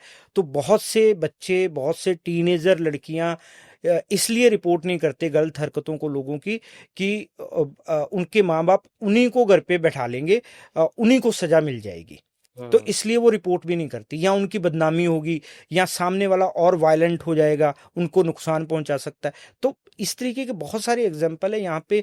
हम आज हमारे देश ने बहुत तरक्की की, लेकिन लड़कियां अभी भी बहुत पीछे हैं। अच्छा सर, मुझे ना कॉरपोरेट की हम क्योंकि बात कर रहे हैं शुरू से ही, है ना?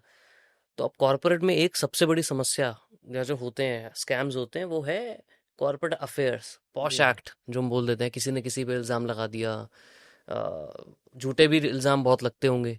मैनेजमेंट पे इल्ज़ाम लगा दिया किसी लड़की ने कि भाई आपने ये गलत किया मेरे साथ, या रिवर्स भी होता होगा, आई एम श्योर। इस टाइप के केसेस आते हैं। मैं ये शुरू करता हूँ मी टू से। हाँ। ठीक है। तो आपने सुना होगा, देखा होगा कि अभी कुछ समय पहले, 2 4 5 साल पहले, मी टू हुआ मी टू हैशटैग। के हैशटैग मी टू, और इसको बहुत लोगों ने सपोर्ट किया। नाना पाटेकर के ऊपर इल्ज़ाम लगा, और ऐसे हमारे एक मंत्री थे, उनके ऊपर भी इल्ज़ाम लगा, उनको इस्तीफ़ा देना पड़ा, बीजेपी में मंत्री थे वो। तो उन्होंने उनको एमजे अकबर, नाम आपने नाम सुना होगा, तो उनको इस्तीफ़ा देना पड़ा, उम्र भी काफ़ी हो गई थी। तो ऐसे बहुत से लोगों पे इल्ज़ाम लगा। तो मैंने पोस्ट किया एक कि भाई ये क्या चल रहा है देश में, कि मीटू, एक लड़की उठ के आती है 10 साल बाद, वो कहती है जी 10 साल पहले इस बंदे ने मेरे साथ रेप किया या कोशिश की। तो अब इसमें दो बातें हैं। पहली बात, अगर आप सच बोल रहे हो तो सबसे बड़े गुनाहगार आप हो, क्योंकि आपने एक गुनाहगार को 10 साल ऐसे ही छोड़ दिया। उसने इन 10 सालों में पता नहीं कितनी लड़कियों को रेप किया होगा या कोशिश की होगी, मोलेस्ट किया होगा कितनी लड़कियों को। तो ये तो आपकी भी गलती है, फिर हम्म। आपने ऐसे बंदे को क्यों छोड़ दिया। ठीक है। और अगर आप झूठ बोल रहे हो तो आपके ऊपर मुकदमा भी होना चाहिए डिफेमेशन का, कि भाई आप एक बंदे जो, जाहिर सी बात है कि वो हो सकता है 60 साल का हो, और अगर 60 साल का है तो उसके बच्चे भी होंगे और बच्चों के बच्चे भी होंगे, तो उसकी इज्जत का क्या। ठीक है, उसके नाम का क्या, हम्म। जो आप उसका नाम लेकर के उसका नाम बिगाड़ रहे हो, तो उसका क्या। तो मैंने सुझाव ये दिया था कि सिस्टम ऐसा होना चाहिए कि चलो ठीक है, ऐसा बोला जाता है कि भाई एक लड़की डरी हुई थी बहुत ज़्यादा, क्या वो 10 साल तक डरी हुई थी? क्या 10 साल तक डरती रही वो? अगर 10 साल तक डरी हुई थी तो आज क्यों नहीं डर रही वो? आज उसके अंदर ऐसा क्या परिवर्तन आ गया कि एकदम से वो 10 साल बाद, 20 साल बाद, 25 साल बाद, 5 साल बाद उठ के खड़ी हुई और उसने इल्ज़ाम लगाना शुरू कर दिया। हम्म। ठीक है। यहाँ तो मुझे लगता है कि ठीक है, आप अगर आप सिस्टम में ऐसा लगता है कि मी टू को सपोर्ट कर रहे हैं जो लोग, तो ऐसा होना चाहिए कि दोनों को आप मीडिया ट्रायल ना हो उनका। दो, अगर कोई लड़की थाने गई, उसने मी टू के तहत मुकदमा दर्ज कराया किसी के बंदे के खिलाफ, तो पुलिस को उसको एकदम से गिरफ्तार नहीं करना चाहिए, या उसके ऊपर नाम उसका डिस्क्लोज नहीं करना चाहिए। जैसे रेप विक्टिम होती हैं, उसका अभी नहीं नाम करते, उसका हाँ। नाम डिस्क्लोज नहीं करते हैं। तो उसी तरीके से जो कल्प्रेट है, ठीक है, उसका आरोपी है जो, उसका नाम भी डिस्क्लोज नहीं होना चाहिए। उसकी इज्जत क्यों खराब हो? हम्म। ठीक है। उसको आप अंदर ही अंदर उसको इन्वेस्टिगेट करो, अगर उसमें कुछ मिलता है तो आप उसको सजा दो, नहीं तो आप उसको छोड़ दो। बट क्या प्लेन कॉरपोरेट में चिट। ऐसा हो रहा है आजकल? तो कॉर्पोरेट में ये चीज़ें हो रही हैं हम्म। कि अब कोई लड़की ने जॉब शुरू की, अब उसने मतलब प्रमोशन के लिए अपना अप्लाई किया, प्रमोशन उसकी नहीं हुई, या प्रमोशन होने वाली थी उसकी रुक गई किसी भी वजह से, उसकी परफॉर्मेंस अच्छी नहीं थी, कुछ भी था। तो उसने इल्ज़ाम लगा दिया कि जो सिलेक्शन कमेटी में फ़लाँ बंदा है, उसने मुझे मोलेस्ट करने की कोशिश की है, या उसने मुझे अपना अप्रोच किया है फिज़िकल होने के लिए, पर्सनल डिमांड कर रहा है वो। तो पॉश जो बड़ी कंपनियां, उसमें पॉश कमेटी बनी होती है, तो वो फिर इंटरनल इन्वेस्टिगेशन करती है। हम्म। यहाँ पे हमारा रोल भी शुरू होता है। तो कमेटी हमें हायर भी करती है, मैनेजमेंट हमें हायर भी करती है, क्योंकि मैनेजमेंट सच्चाई जानना चाहती है। मैनेजमेंट को कोई फर्क नहीं पड़ता कि लड़की सच्ची है या झूठी है। वो कहते जी ये भी हमारा एम्प्लॉई है, जिसके ऊपर इल्जाम लगा वो भी हमारा एम्प्लॉई है, आप हमें सच बताओ। हम्म। तो हम सच की तलाश करते हैं, सच का पता लगाते हैं अलग अलग तरीके से। तो ये केसेस बहुत आते हैं। तो फिर ऐसे केस तो में क्या करना चाहिए? तो मुझे ऐसा लगता है कि लड़कियों की भी एक जिम्मेदारी है कि हम खामखा इल्ज़ाम ना लगाएं किसी के ऊपर। अगर हमारे साथ गलत हुआ है तो हम तभी इल्ज़ाम लगाएं। हम सिर्फ अपने पर्सनल गेन के लिए किसी के ऊपर इल्ज़ाम लगाएं, क्योंकि इसमें हमारी भी बदनामी होती है, दूसरे की भी बदनामी होती है। बट प्रॉब्लम क्या है ना कि लड़कियों ने अगर लगा भी दिया इल्ज़ाम, उनके खिलाफ एक्शन तो कुछ है नहीं, किनके खिलाफ? लड़कियों के खिलाफ वापसी में। नहीं, डिफेमेशन का केस तो कर ही बट सकते करता हैं तो ना। नहीं है ना कोई, नहीं प्रॉब्लम करता। वही है। मैं यही हाँ। इसीलिए कह रहा हूँ कि लॉ में थोड़ा सा दिक्कत ये है कि हमारा यहाँ पे स्लो प्रोसेस बहुत है, बहुत लंबा समय चलता है। आप सिंगापुर चले जाओ, 3 महीने के अंदर, 6 महीने के अंदर फैसला हो जाएगा। हर जगह सीसीटीवी कैमरा लगे हुए हैं। कोई लड़की आती है, उसने कहा जी पब में इसने मेरे को पीछे बैक पे मेरे हाथ मार दिया, मेरे को छेड़ दिया, वो सारी सीसीटीवी फुटेज एचडी क्वालिटी की निकाल लेंगे। वो 15-20 दिन के अंदर फैसला आ जाएगा कि इसने ऐसा किया या नहीं किया। हम्म। और मतलब उसी तरीके से वो फैसला बट दे देंगे। चलो इसी केस की बात कर लेते हैं, जैसे आपने हम्म, बोला कि सिर्फ हाथ लगाया उसने, हम्म। ठीक है। हाथ लगाना आज की डेट में कॉर्पोरेट में एक दूसरे के साथ तो लोग खाते पीते हैं, बैठते हैं। हाँ, गलत है ना। आप किसी को टच कैसे कर सकते हो? बट आप अगर अपने लड़की ने अपोजिट टच किया सेक्स हो को। हमें और हाँ, लड़की खुद से इन्वॉल्व हो हाँ, रही हो तो? तो ये भी गलत है। अगर वो खुद से इन्वॉल्व है हाँ। तो फिर वो केस कैसे करेगी? मेरा पॉइंट नहीं, यही आज था। है और कल को बोल हाँ, दे कि मैं तो तो नहीं यही थी। तो हो रहा है। हाँ। यही तो हो रहा है। आप देखो, रेप क्या होता है, दो टाइप का होता है। एक रेप होता है कि एक लड़की के साथ जबरदस्ती होगी, तो वो रेप हो गया। एक होता है कि आपके साथ उसका रिलेशन था, आपने कहा कि मैं आप तुमसे शादी करूंगा, तो वो आपके साथ फिजिकल होगी, लेकिन कल को आप मुकर गए, तो वो आपको अपना पति मान के आपके साथ फिजिकल हुई थी, हम्म। बट आपने उसको अपनी पत्नी मानने से इनकार कर दिया। तो इट मीन्स कि उसकी मर्जी तो थी लेकिन उसकी इच्छा नहीं थी। हम्म। ठीक है? तो एक हो गया कंसेंट और एक हो गया विल। हम्म। कंसेंट उसकी थी आपके साथ, क्योंकि उसने आपको पति मान लिया, लेकिन उसकी इच्छा नहीं थी। तो अगर उसकी इच्छा नहीं थी उस केस में, तो फिर वो रेप की कैटेगरी में आएगा। हम्म। तो जब आप किसी के साथ फिजिकल होते हो तो आपकी कंसेंट भी होनी जरूरी है और आपकी विल विल भी। भी होनी जरूरी है। हम्म। तो अगर जो दोनों में से कोई एक चीज नहीं है तो इसका मतलब वो रेप की कैटेगरी में आएगा। बट कॉर्पोरेट के अंदर आज की डेट में मीटू की हम बात कर रहे थे, पॉश हम्म। एक्ट की बात कर रहे थे, क्या ये चीजें राइज हो रही हैं केस ऐसे उल्टे सीधे?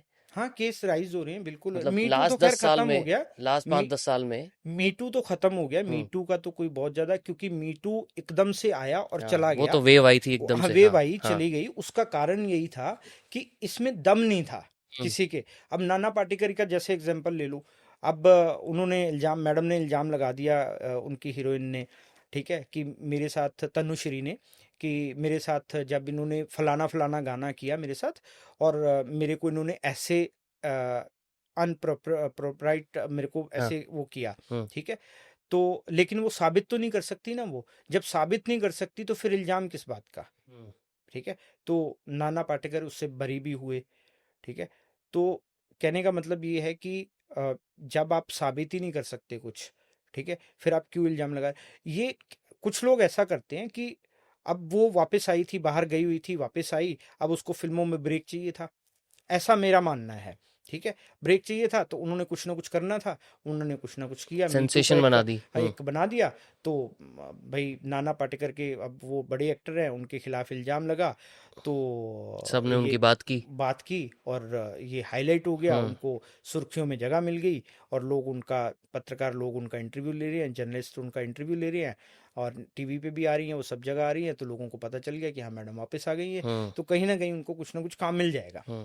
तो बट लाइक क्या दैट। कंपनीज में लोग अब्यूज कर रहे हैं इसको? बहुत ज्यादा, बहुत ज्यादा कर रहे हैं लोग, लड़कियां अब्यूज पॉश वाली एक्ट को। बहुत ज्यादा तो नहीं कह सकते हम, हम्म। लेकिन हाँ हो रहा है। केस बढ़ हो रहे हैं रहा है मतलब को कंपेयर टू केस, पहले। हाँ केस बढ़ रहे हैं। बट इसका कोई मतलब साबित करने का कोई जरिया नहीं है। मेन चीज जो है वो साबित करने की कोई जरिया नहीं है इसका, कि आप किसके एंड दोनों पे साथ साबित में, नहीं कर सकते मतलब? भाई दो लोग आप साथ में हो, काम कर रहे हो आप, ठीक है, वहां कोई सीसीटीवी कैमरा लगा नहीं हुआ, ठीक है, आपको जी मेरे को बॉस ने कैबिन में बुलाया और मेरे साथ बदतमीजी की, हम्म। अब इसको साबित कैसे करोगे आप? हम्म। और बॉस कैसे साबित करेगा कि ऐसा हुआ नहीं? ये दोनों तरफ से बड़ी तकलीफ वाली बात है। लड़की ये साबित नहीं कर सकती कि मेरे साथ गलत हुआ, लड़का ये साबित नहीं कर सकता कि इसने गलत इल्जाम लगाया मेरे ऊपर। दोनों तरफ से कुछ साबित नहीं होता, इसलिए वो जो केस है वो केस मतलब ठंडे बस्ते में चला जाता है, उसका कोई रिजल्ट नहीं निकलता। वो तो बात मैं समझ गया।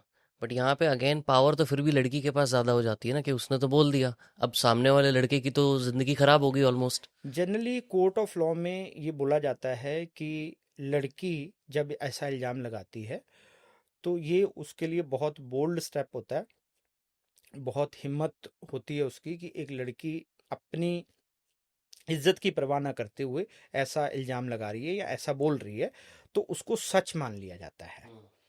तो प्रथम दृश्य ये ऐसा हो जाता है प्रेमा फसाई कि हाँ भाई ये सच बोल रही है, इसलिए उसका केस भी दर्ज होता है, इसलिए उसके ऊपर सुनवाई भी होती है। लेकिन सिर्फ इसी से आ, केस को कंक्लूड नहीं किया जा सकता, सिर्फ इसी से किसी को सजा नहीं मिल सकती। हम्म। और बहुत सारी चीजें चाहिए होती हैं कोर्ट को, जिससे कि जो कल्प्रिट है, आरोपी है, उसका भी पक्ष सुना जाएगा, उसका भी देखा जाएगा, कहीं गलत बंदे को मतलब सही बंदे को सजा ना मिल जाए, तो ये भी देखा जाएगा। तो ऐसे केसेस में कोई मतलब मेरे को आज तक सुनने में नहीं आया कि किसी को सजा भी हुई है ऐसे केसेस में। आपके पास ऐसे केसेस भी आते हैं कि जो कॉर्पोरेट अफेयर्स होते हैं, आपस में टीम में लोग एक दूसरे के साथ अफेयर कर रहे हैं, उनके स्पाउसेस ने बोला कि ये सब इन्वेस्टिगेट करो? हाँ देखो, स्पाउसेस तो आते ही हैं जिसमें वो लोग बोलते हैं कि इनके कुलीग के साथ अफेयर है, बॉस के साथ अफेयर है, अ, फलाने के साथ अफेयर है, ऐसा हो गया वैसा हो गया। वो तो जो पर्सनल केसेस तो आते ही हैं। अगर हम कॉर्पोरेट की बात करें, कंपनीज भी पता करती हैं अच्छा। कि हमारे एम्प्लॉयज का क्या क्या चल रहा है। मान लो कोई प्रोजेक्ट दिया हुआ है, अगर दो लोगों को प्रोजेक्ट दिया, मेल और फीमेल को, वही आपस में वो बन जाएंगे, साथी बन जाएंगे, तो वो उनका डिसऑनेस्ट होना ज़्यादा मतलब वो हो जाएगा कि हम्म। ये हो सकते हैं, संभावना ज़्यादा बढ़ जाएगी उसकी। हम्म। ठीक है। तो कई कंपनी भी अपने जो उनके एग्रीमेंट्स होते हैं इसमें साइन कराती है कि आप ऑफिस अफेयर नहीं कर सकते हो। हम्म।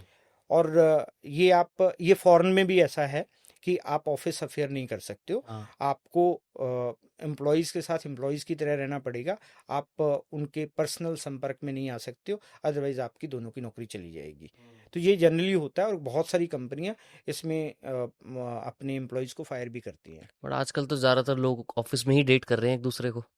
हाँ मतलब इसमें ये देखा जाता है कि भाई जैसे मान लो एक बंदा है वो मैरिड है, और जो वहाँ पे उसकी कुलीग है वो भी मैरिड है, तो वो तो बिल्कुल ही अनएथिकल हो गया ना। एक लड़का लड़की अनमैरिड है, वो अफेयर करे तो चलो ये सोचा जा सकता है कि ठीक है भाई वो शादी के लिए सोच रहे हैं या कुछ सोच रहे हैं ऐसा, तो वो हम उसको बहुत इनलीगल या बहुत अनएथिकल नहीं मानते हैं। लेकिन दोनों मैरिड हैं और दोनों अफेयर कर रहे हैं, तो फिर वो तो अनएथिकल भी हो गया, इनलीगल भी हो गया। तो उसमें कई बार कंपनी फिर ज़्यादा सख्त हो जाती है। सिटी वाइज भी रिसर्च कर रहा था कि कौन सी सिटी में किस टाइप के लोग ज़्यादा वो करते हैं, थेफ्ट करते हैं, कॉर्पोरेट थेफ्ट। तो मैंने देखा दिल्ली में सबसे ज़्यादा जो लोग चोरी करते हैं कंपनीज में, वो फॉर्जरी, चीटिंग, इस टाइप के केसेस होते हैं। मुंबई में corporate fraud, white collar offences हो गए अपने। हम्म। गुरुग्राम में, गुड़गांव में सबसे ज़्यादा साइबर फ्रॉड्स होते हैं। मैसूरू है चौथे नंबर पे, हम्म। जिसमें इन्वेस्टमेंट साइबर स्कैम्स ज़्यादा होते हैं। फिर आता है सूरत, ओके। जहाँ पे सबसे ज़्यादा मनी लॉन्ड्रिंग, मनी लॉन्ड्रिंग सबसे ज़्यादा होती है। तो ये 5 सिटीज़ में पढ़ रहा था। अच्छा, एक ना और इंटरेस्टिंग चीज़ मैं पढ़ रहा था। बहुत सारे मेडिसिन है जो फेक होती हैं, ठीक है? बहुत सारे प्रोडक्ट्स होते हैं जो फेक होते हैं, जो हम घरों में, आम घरों में हम सामान मंगवाते हैं, बाजार से खरीदते हैं। आई एम श्योर कंपनीज आपको इसलिए भी हायर करती होंगी, ये पता करने के लिए कि कौन हमारा सामान ही नकली बना के बेच रहा है। जैसे ये फर्स्ट कॉपी की बात हुई, हम्म। तो मैं वहीं से ही उसको एक्सटेंड कर रहा हूँ उस चीज हम्म। को। ऐसे भी केसेस आते हैं कि सामान नकली होते हैं, बहुत प्रोडक्ट्स नकली बेचे जा रहे हैं मार्केट में। इसको हम इंटेलेक्चुअल प्रॉपर्टी राइट्स बोलते हैं, ट्रेडमार्क के केसेस बोलते हैं। तो ये एक बहुत बड़ा मार्केट है जहाँ पे डुप्लीकेट प्रोडक्ट बनते हैं। आप इसको ऐसा समझ लें कि जितने असली प्रोडक्ट नहीं बनते, उससे ज़्यादा डुप्लीकेट प्रोडक्ट बनते हैं। अच्छा। चाहे वो खाने पीने की चीज़ें हैं, चाहे पहनने की चीज़ें हैं, चाहे किसी भी तरीके का प्रोडक्ट है, छोटी से छोटी चीज़ से लेके बड़ी से बड़ी चीज़ तक सब चीज़ों के डुप्लीकेट चीज़ें बनती हैं, ठीक है, और मार्केट में धड़ल्ले से बिकती हैं। सेम नाम आप से बिक रही हैं? सेम नाम से, यस अच्छा, यस यस, सेम नाम से बिक रही हैं, मतलब ठीक एक है, ब्रांड का मसाला अगर बोलें तो वही मसाला नकली सेम न- ब्रांड के नाम से बिक रहा होगा। बिक रहा होगा, और उस ब्रांड को हो सकता है पता भी ना हो, हम्म। ठीक है ना। तो ये तो हो रहा है मार्केट के अंदर, ठीक है। हमारे पास ऐसे केसेस आते हैं, लेकिन डिटेक्टिव एजेंसीज के पास केसेस आते हैं। मेरी जो डिटेक्टिव एजेंसी है इस तरीके के केसेस इन्वेस्टिगेट नहीं कर पाती है, अच्छा। क्योंकि इसके लिए एक अलग तरीके की टीम चाहिए होती है, अलग तरीके का इसमें एक्सपर्टीज चाहिए होती है। मैंने केस हैंडल किए हैं। जब मैं जॉब किया करता था तो मैं कई ब्रांड के साथ मैंने काम किया, मतलब अपनी कंपनी के थ्रू, जिस कंपनी में मैं काम करता था, तो मैं वहाँ पे एज अ फील्ड इन्वेस्टिगेटर हुआ करता था। तो मैंने रेड वेड की है हम्म। काफ़ी। तो उसमें बड़ा सिस्टम बहुत बढ़िया होता है। जैसे फिल्मों में आप देखते हो कि मान लो एक कंपनी का कोई ब्रांड है, नाइकी का ही लगा लो, तो हम्म। नाइकी भी हायर करती है। हम्म। तो नाइकी को लगता है कि मार्केट में उनका जो ब्रांड है डुप्लीकेट बिक रहा है, तो पहले रिसर्च होती है, मार्केट सर्वे होता है कि किस किस मार्केट में, इंडिया के किस किस मार्केट में ये नकली प्रोडक्ट बन रहा है। तो मान लो 100 मार्केट हमने आइडेंटिफाई कर ली, ठीक है। उसके बाद पुलिस को इन्वॉल्व किया जाता है, कोर्ट को इन्वॉल्व किया जाता है, कोर्ट से परमिशन ली जाती है, पुलिस को साथ में लिया जाता है, हम्म। एफआईआर दर्ज होती है, फिर एक इन्वेस्टिगेटर्स की लंबी चौड़ी टीम बनती है। एक हम्म। टीम में 10-10 20-20 इन्वेस्टिगेटर होते हैं, ठीक है। और पुलिस वाले होते हैं, कोर्ट के लोग होते हैं उसके अंदर, ठीक है, और जो ब्रांड है उसके लीगल लोग होते हैं। तो वो जा कर के रेड करते हैं गड़ी में ला करके, जैसे आप देखते हो। तो एक ही टाइम पे 100 जगह पे रेड करनी है उन्होंने, हम्म। हर जगह पे अपने अपने टीम होती है, वो काम करती है, और उस तरीके से जो जो डुप्लीकेट ब्रांड मिलता है उसको जब्त करती है, जहाँ जहाँ से किया उसको मार्क करती है, फोटोग्राफी वीडियोग्राफी करती है, और उनके ऊपर केस बनते हैं। तो हम्म। जनरली इस तरीके से काम होते हैं ये। बट और मार्केट में जैसे आपको अवेयरनेस है, हम्म राइट, ज़्यादातर अगर लोगों को ये समझना हो कि यार जो हम खाना खा रहे हैं, जो हम सामान खरीद रहे हैं, किस किस टाइप के प्रोडक्ट ज़्यादातर नकली होते हैं पोटेंशियली? जैसे आप ऐसा समझ सकते हो कि जैसे आपने बोला कि आप फलानी जगह से आ रहे हो, आपको बहुत सारे आउटलेट मिलते हैं, ठीक है। तो मुझे लगता है कि ज़्यादातर इसमें से नकली सामान ही बेच रहे होंगे, क्योंकि एक जो कंपनी है वो 50% 60% ऑफ पे आपको सारे सामान क्यों दे देगी, ठीक है। अगर आप उनके ऑथराइज शोरूम में जाओगे तो वहाँ पे आपको जीएसटी बिल भी मिल जाएगा। और मैंने ऐसा किया, जो मैंने आपको बताया कि वो मेरे को जूते का नहीं मिला, फिर मैं गया दूसरे शोरूम में, वहाँ दे दिया उन्होंने। मैंने उनसे पूछा भी कि क्या है, तो उनसे भी मैंने आरएनडी की, उन्होंने भी यही बात बोली मेरे को हम्म। कि सर वो नकली होगा ना, इसलिए नहीं दे रहे होंगे वो हम्म। आपको। तो हमारा तो फैक्ट्री आउटलेट है, तो कोई दिक्कत ही नहीं है, आप तो जब भी आओ हम जीएसटी बिल दे देंगे, आप क्लेम करो ना करो, हमें क्या फ़र्क पड़ता है हम्म। इससे। जितने पर मेरा सवाल ये था कि जैसे बहुत सारे प्रोडक्ट्स हैं जो हम आम जिंदगी में यूज करते हैं। हम्म कपड़ा एक हो गया, राइट। हम्म किचन के भी बहुत सारे प्रोडक्ट्स होते हैं, ठीक है, बर्तन होते हैं, हम्म या कोई और चीज होगी। कोई ऐसे पर्टिकुलर प्रोडक्ट्स हैं जो आपने खुद से समझा या मार्केट में आपने सुना हो कि इसके अंदर सबसे ज्यादा नकली आता है प्रोडक्ट? पानी के अंदर नकली प्रोडक्ट आते हैं। हाँ। पानी जो हम पीते हैं बिस्लरी का या किसी और ब्रांड का, उसमें भी नकली आते हैं, ठीक है।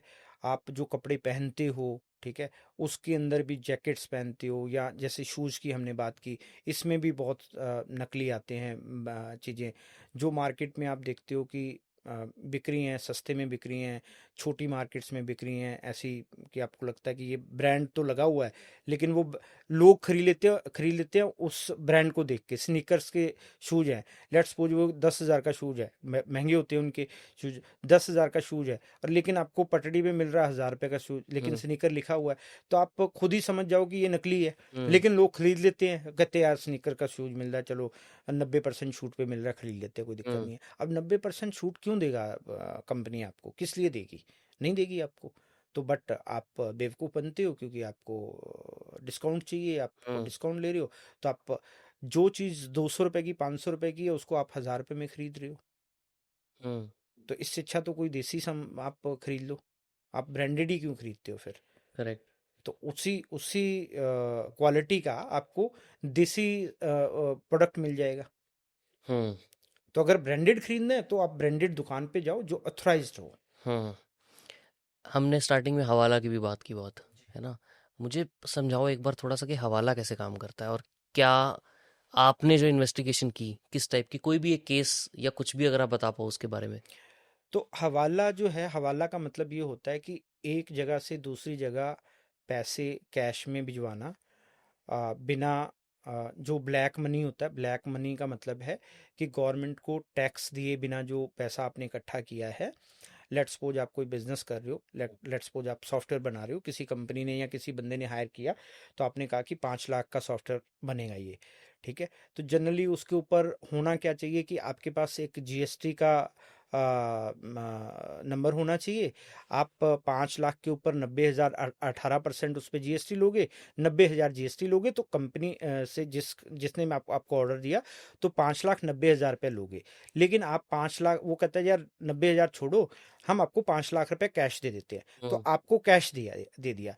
तो जो वो 5 लाख आपके पास आया वो ब्लैक मनी हो गया आपका, क्योंकि आपने उसके ऊपर गवर्नमेंट को टैक्स नहीं दिया, क्योंकि आपने काम किया। आप जो भी काम करते हो उसके ऊपर आपको गवर्नमेंट को टैक्स देना होता है। ना तो आपने इनकम टैक्स दिया, क्योंकि कैश ले लिया, तो आप अपने आईटीआर में उसको दिखाओगे नहीं। ना आपने जीएसटी उसका क्लेम किया, ना गवर्नमेंट को आपने जीएसटी दिया। तो वो जो 5 लाख रुपया है वो आपके पास ब्लैक मनी हो गया। हम्म। ऐसा ब्लैक मनी आपके पास इकट्ठा हो गया, मान लो 1 साल में 50 लाख रुपया। हम्म। अब आपको विदेश जाना है, ठीक है। अब 50 लाख अगर आप अपने बैग में डाल के लेके जाओगे, एयरपोर्ट पे पकड़े जाओगे। आपसे पूछा जाएगा पैसा कहाँ से आया इतना, तो आप जवाब नहीं दे पाओगे, ठीक है। आप कहोगे मेरा है, आपका तो है, लेकिन कहाँ से आया, हम्म। आपने अपनी आईटीआर में दिखाया या कहीं पे दिखाया। अगर तो आप अपना कोई बैंक स्टेटमेंट दिखा देते हो कि हाँ ये पैसा आपने विड्रॉ किया, एक नंबर में विड्रॉ किया, तो हो सकता है आपको वो जाने दें, नहीं तो वो रोक लेंगे। वो इनकम टैक्स वालों को बुलाएंगे, फिर इनकम टैक्स का अपना सिस्टम शुरू होगा, वो सारा इंटेरोगेशन करेंगे, तो आप पकड़े जाओगे। तो एक सिस्टम है हवाला का।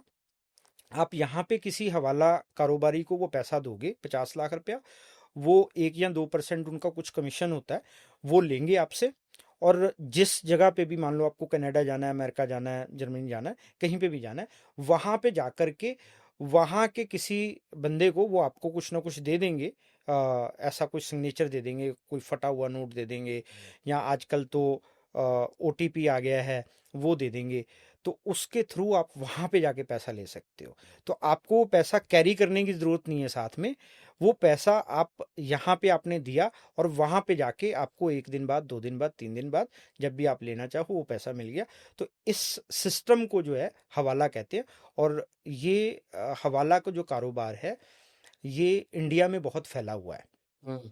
सभी जगह फैला हुआ है, इंडिया में बहुत ज़्यादा है। तो आप ऐसा कह लो कि जो 1 नंबर में काम होता है काफ़ी ज़्यादा, इस तरीके से 2 नंबर में भी पैसे का आदान प्रदान होता है। आ, व्यापारी लोग भी बहुत करते हैं, और जो 2 नंबर के काम करने वाले हैं वो तो करते ही करते हैं। और आपने कोई, लेट्स सपोज आप बॉम्बे में बैठे हो, आप दिल्ली से कोई सामान मंगाना है, तो आपने दिल्ली में सामान खरीदा 50 लाख रुपए का, ठीक है। अब आपने पैसा पे करना है, तो आप बॉम्बे में जो हवाला कारोबारी है उसको 50 लाख रुपए दे दोगे, और वो यहाँ के बंदे को 50 लाख रुपया पहुँचा देगा। यहाँ का बंदा जो होगा, जिसने आपको सामान दिया, वो वहाँ से 50 लाख रुपए ले लेगा, और आपका टैक्स भी नहीं लगेगा, कुछ भी नहीं लगा, 1-1.5% उन्होंने लिया, और वो पैसा आपका उधर चला गया कैश में। कैश में ट्रांजैक्शन होगी, आपको सामान मिल गया। तो ये बेसिकली हवाला का कारोबार होता है। हम्म। और इसमें जो हमारा रोल होता है, कई बार जैसे गवर्नमेंट के ऑफिशियल्स होते हैं, तो इनकम टैक्स हो गया, ईडी हो गया, वो इसको मनी लॉन्ड्रिंग भी कह सकते हैं हम। तो वो पकड़ना चाहते हैं इनको, तो कई बार वो हमसे हेल्प लेते हैं किसी को फॉलो करने में। जैसे उनको डाउट है कि आपके पास पैसा आने वाला है, आपको कहीं से पैसा लेना है, तो हम आपके ऊपर नज़र रखेंगे 2 दिन के लिए, 1 दिन के लिए, 3 दिन के लिए, 4 दिन के लिए, कि आप जब जाओगे, मूव करोगे, तो हम देखेंगे कि आप कहाँ से पैसा लेके आ रहे हो। तो जाहिर सी बात है, आपको फॉलो किया, आप गए, और जा कर के आप पैसा लेके आ गए। तो जब हमें देखा कि आपके पास पैसा आ गया, उसी टाइम टीम को इन्फॉर्म किया, टीम आसपास होगी, उन्होंने छापा मारा, आपको पकड़ लिया, रेड किया, और आपके पास पैसा मिल गया। हम्म। तो इस तरीके के केसेस जनरली हम कई बार मतलब डिपार्टमेंट की मदद करने के लिए हम्म। करते हैं।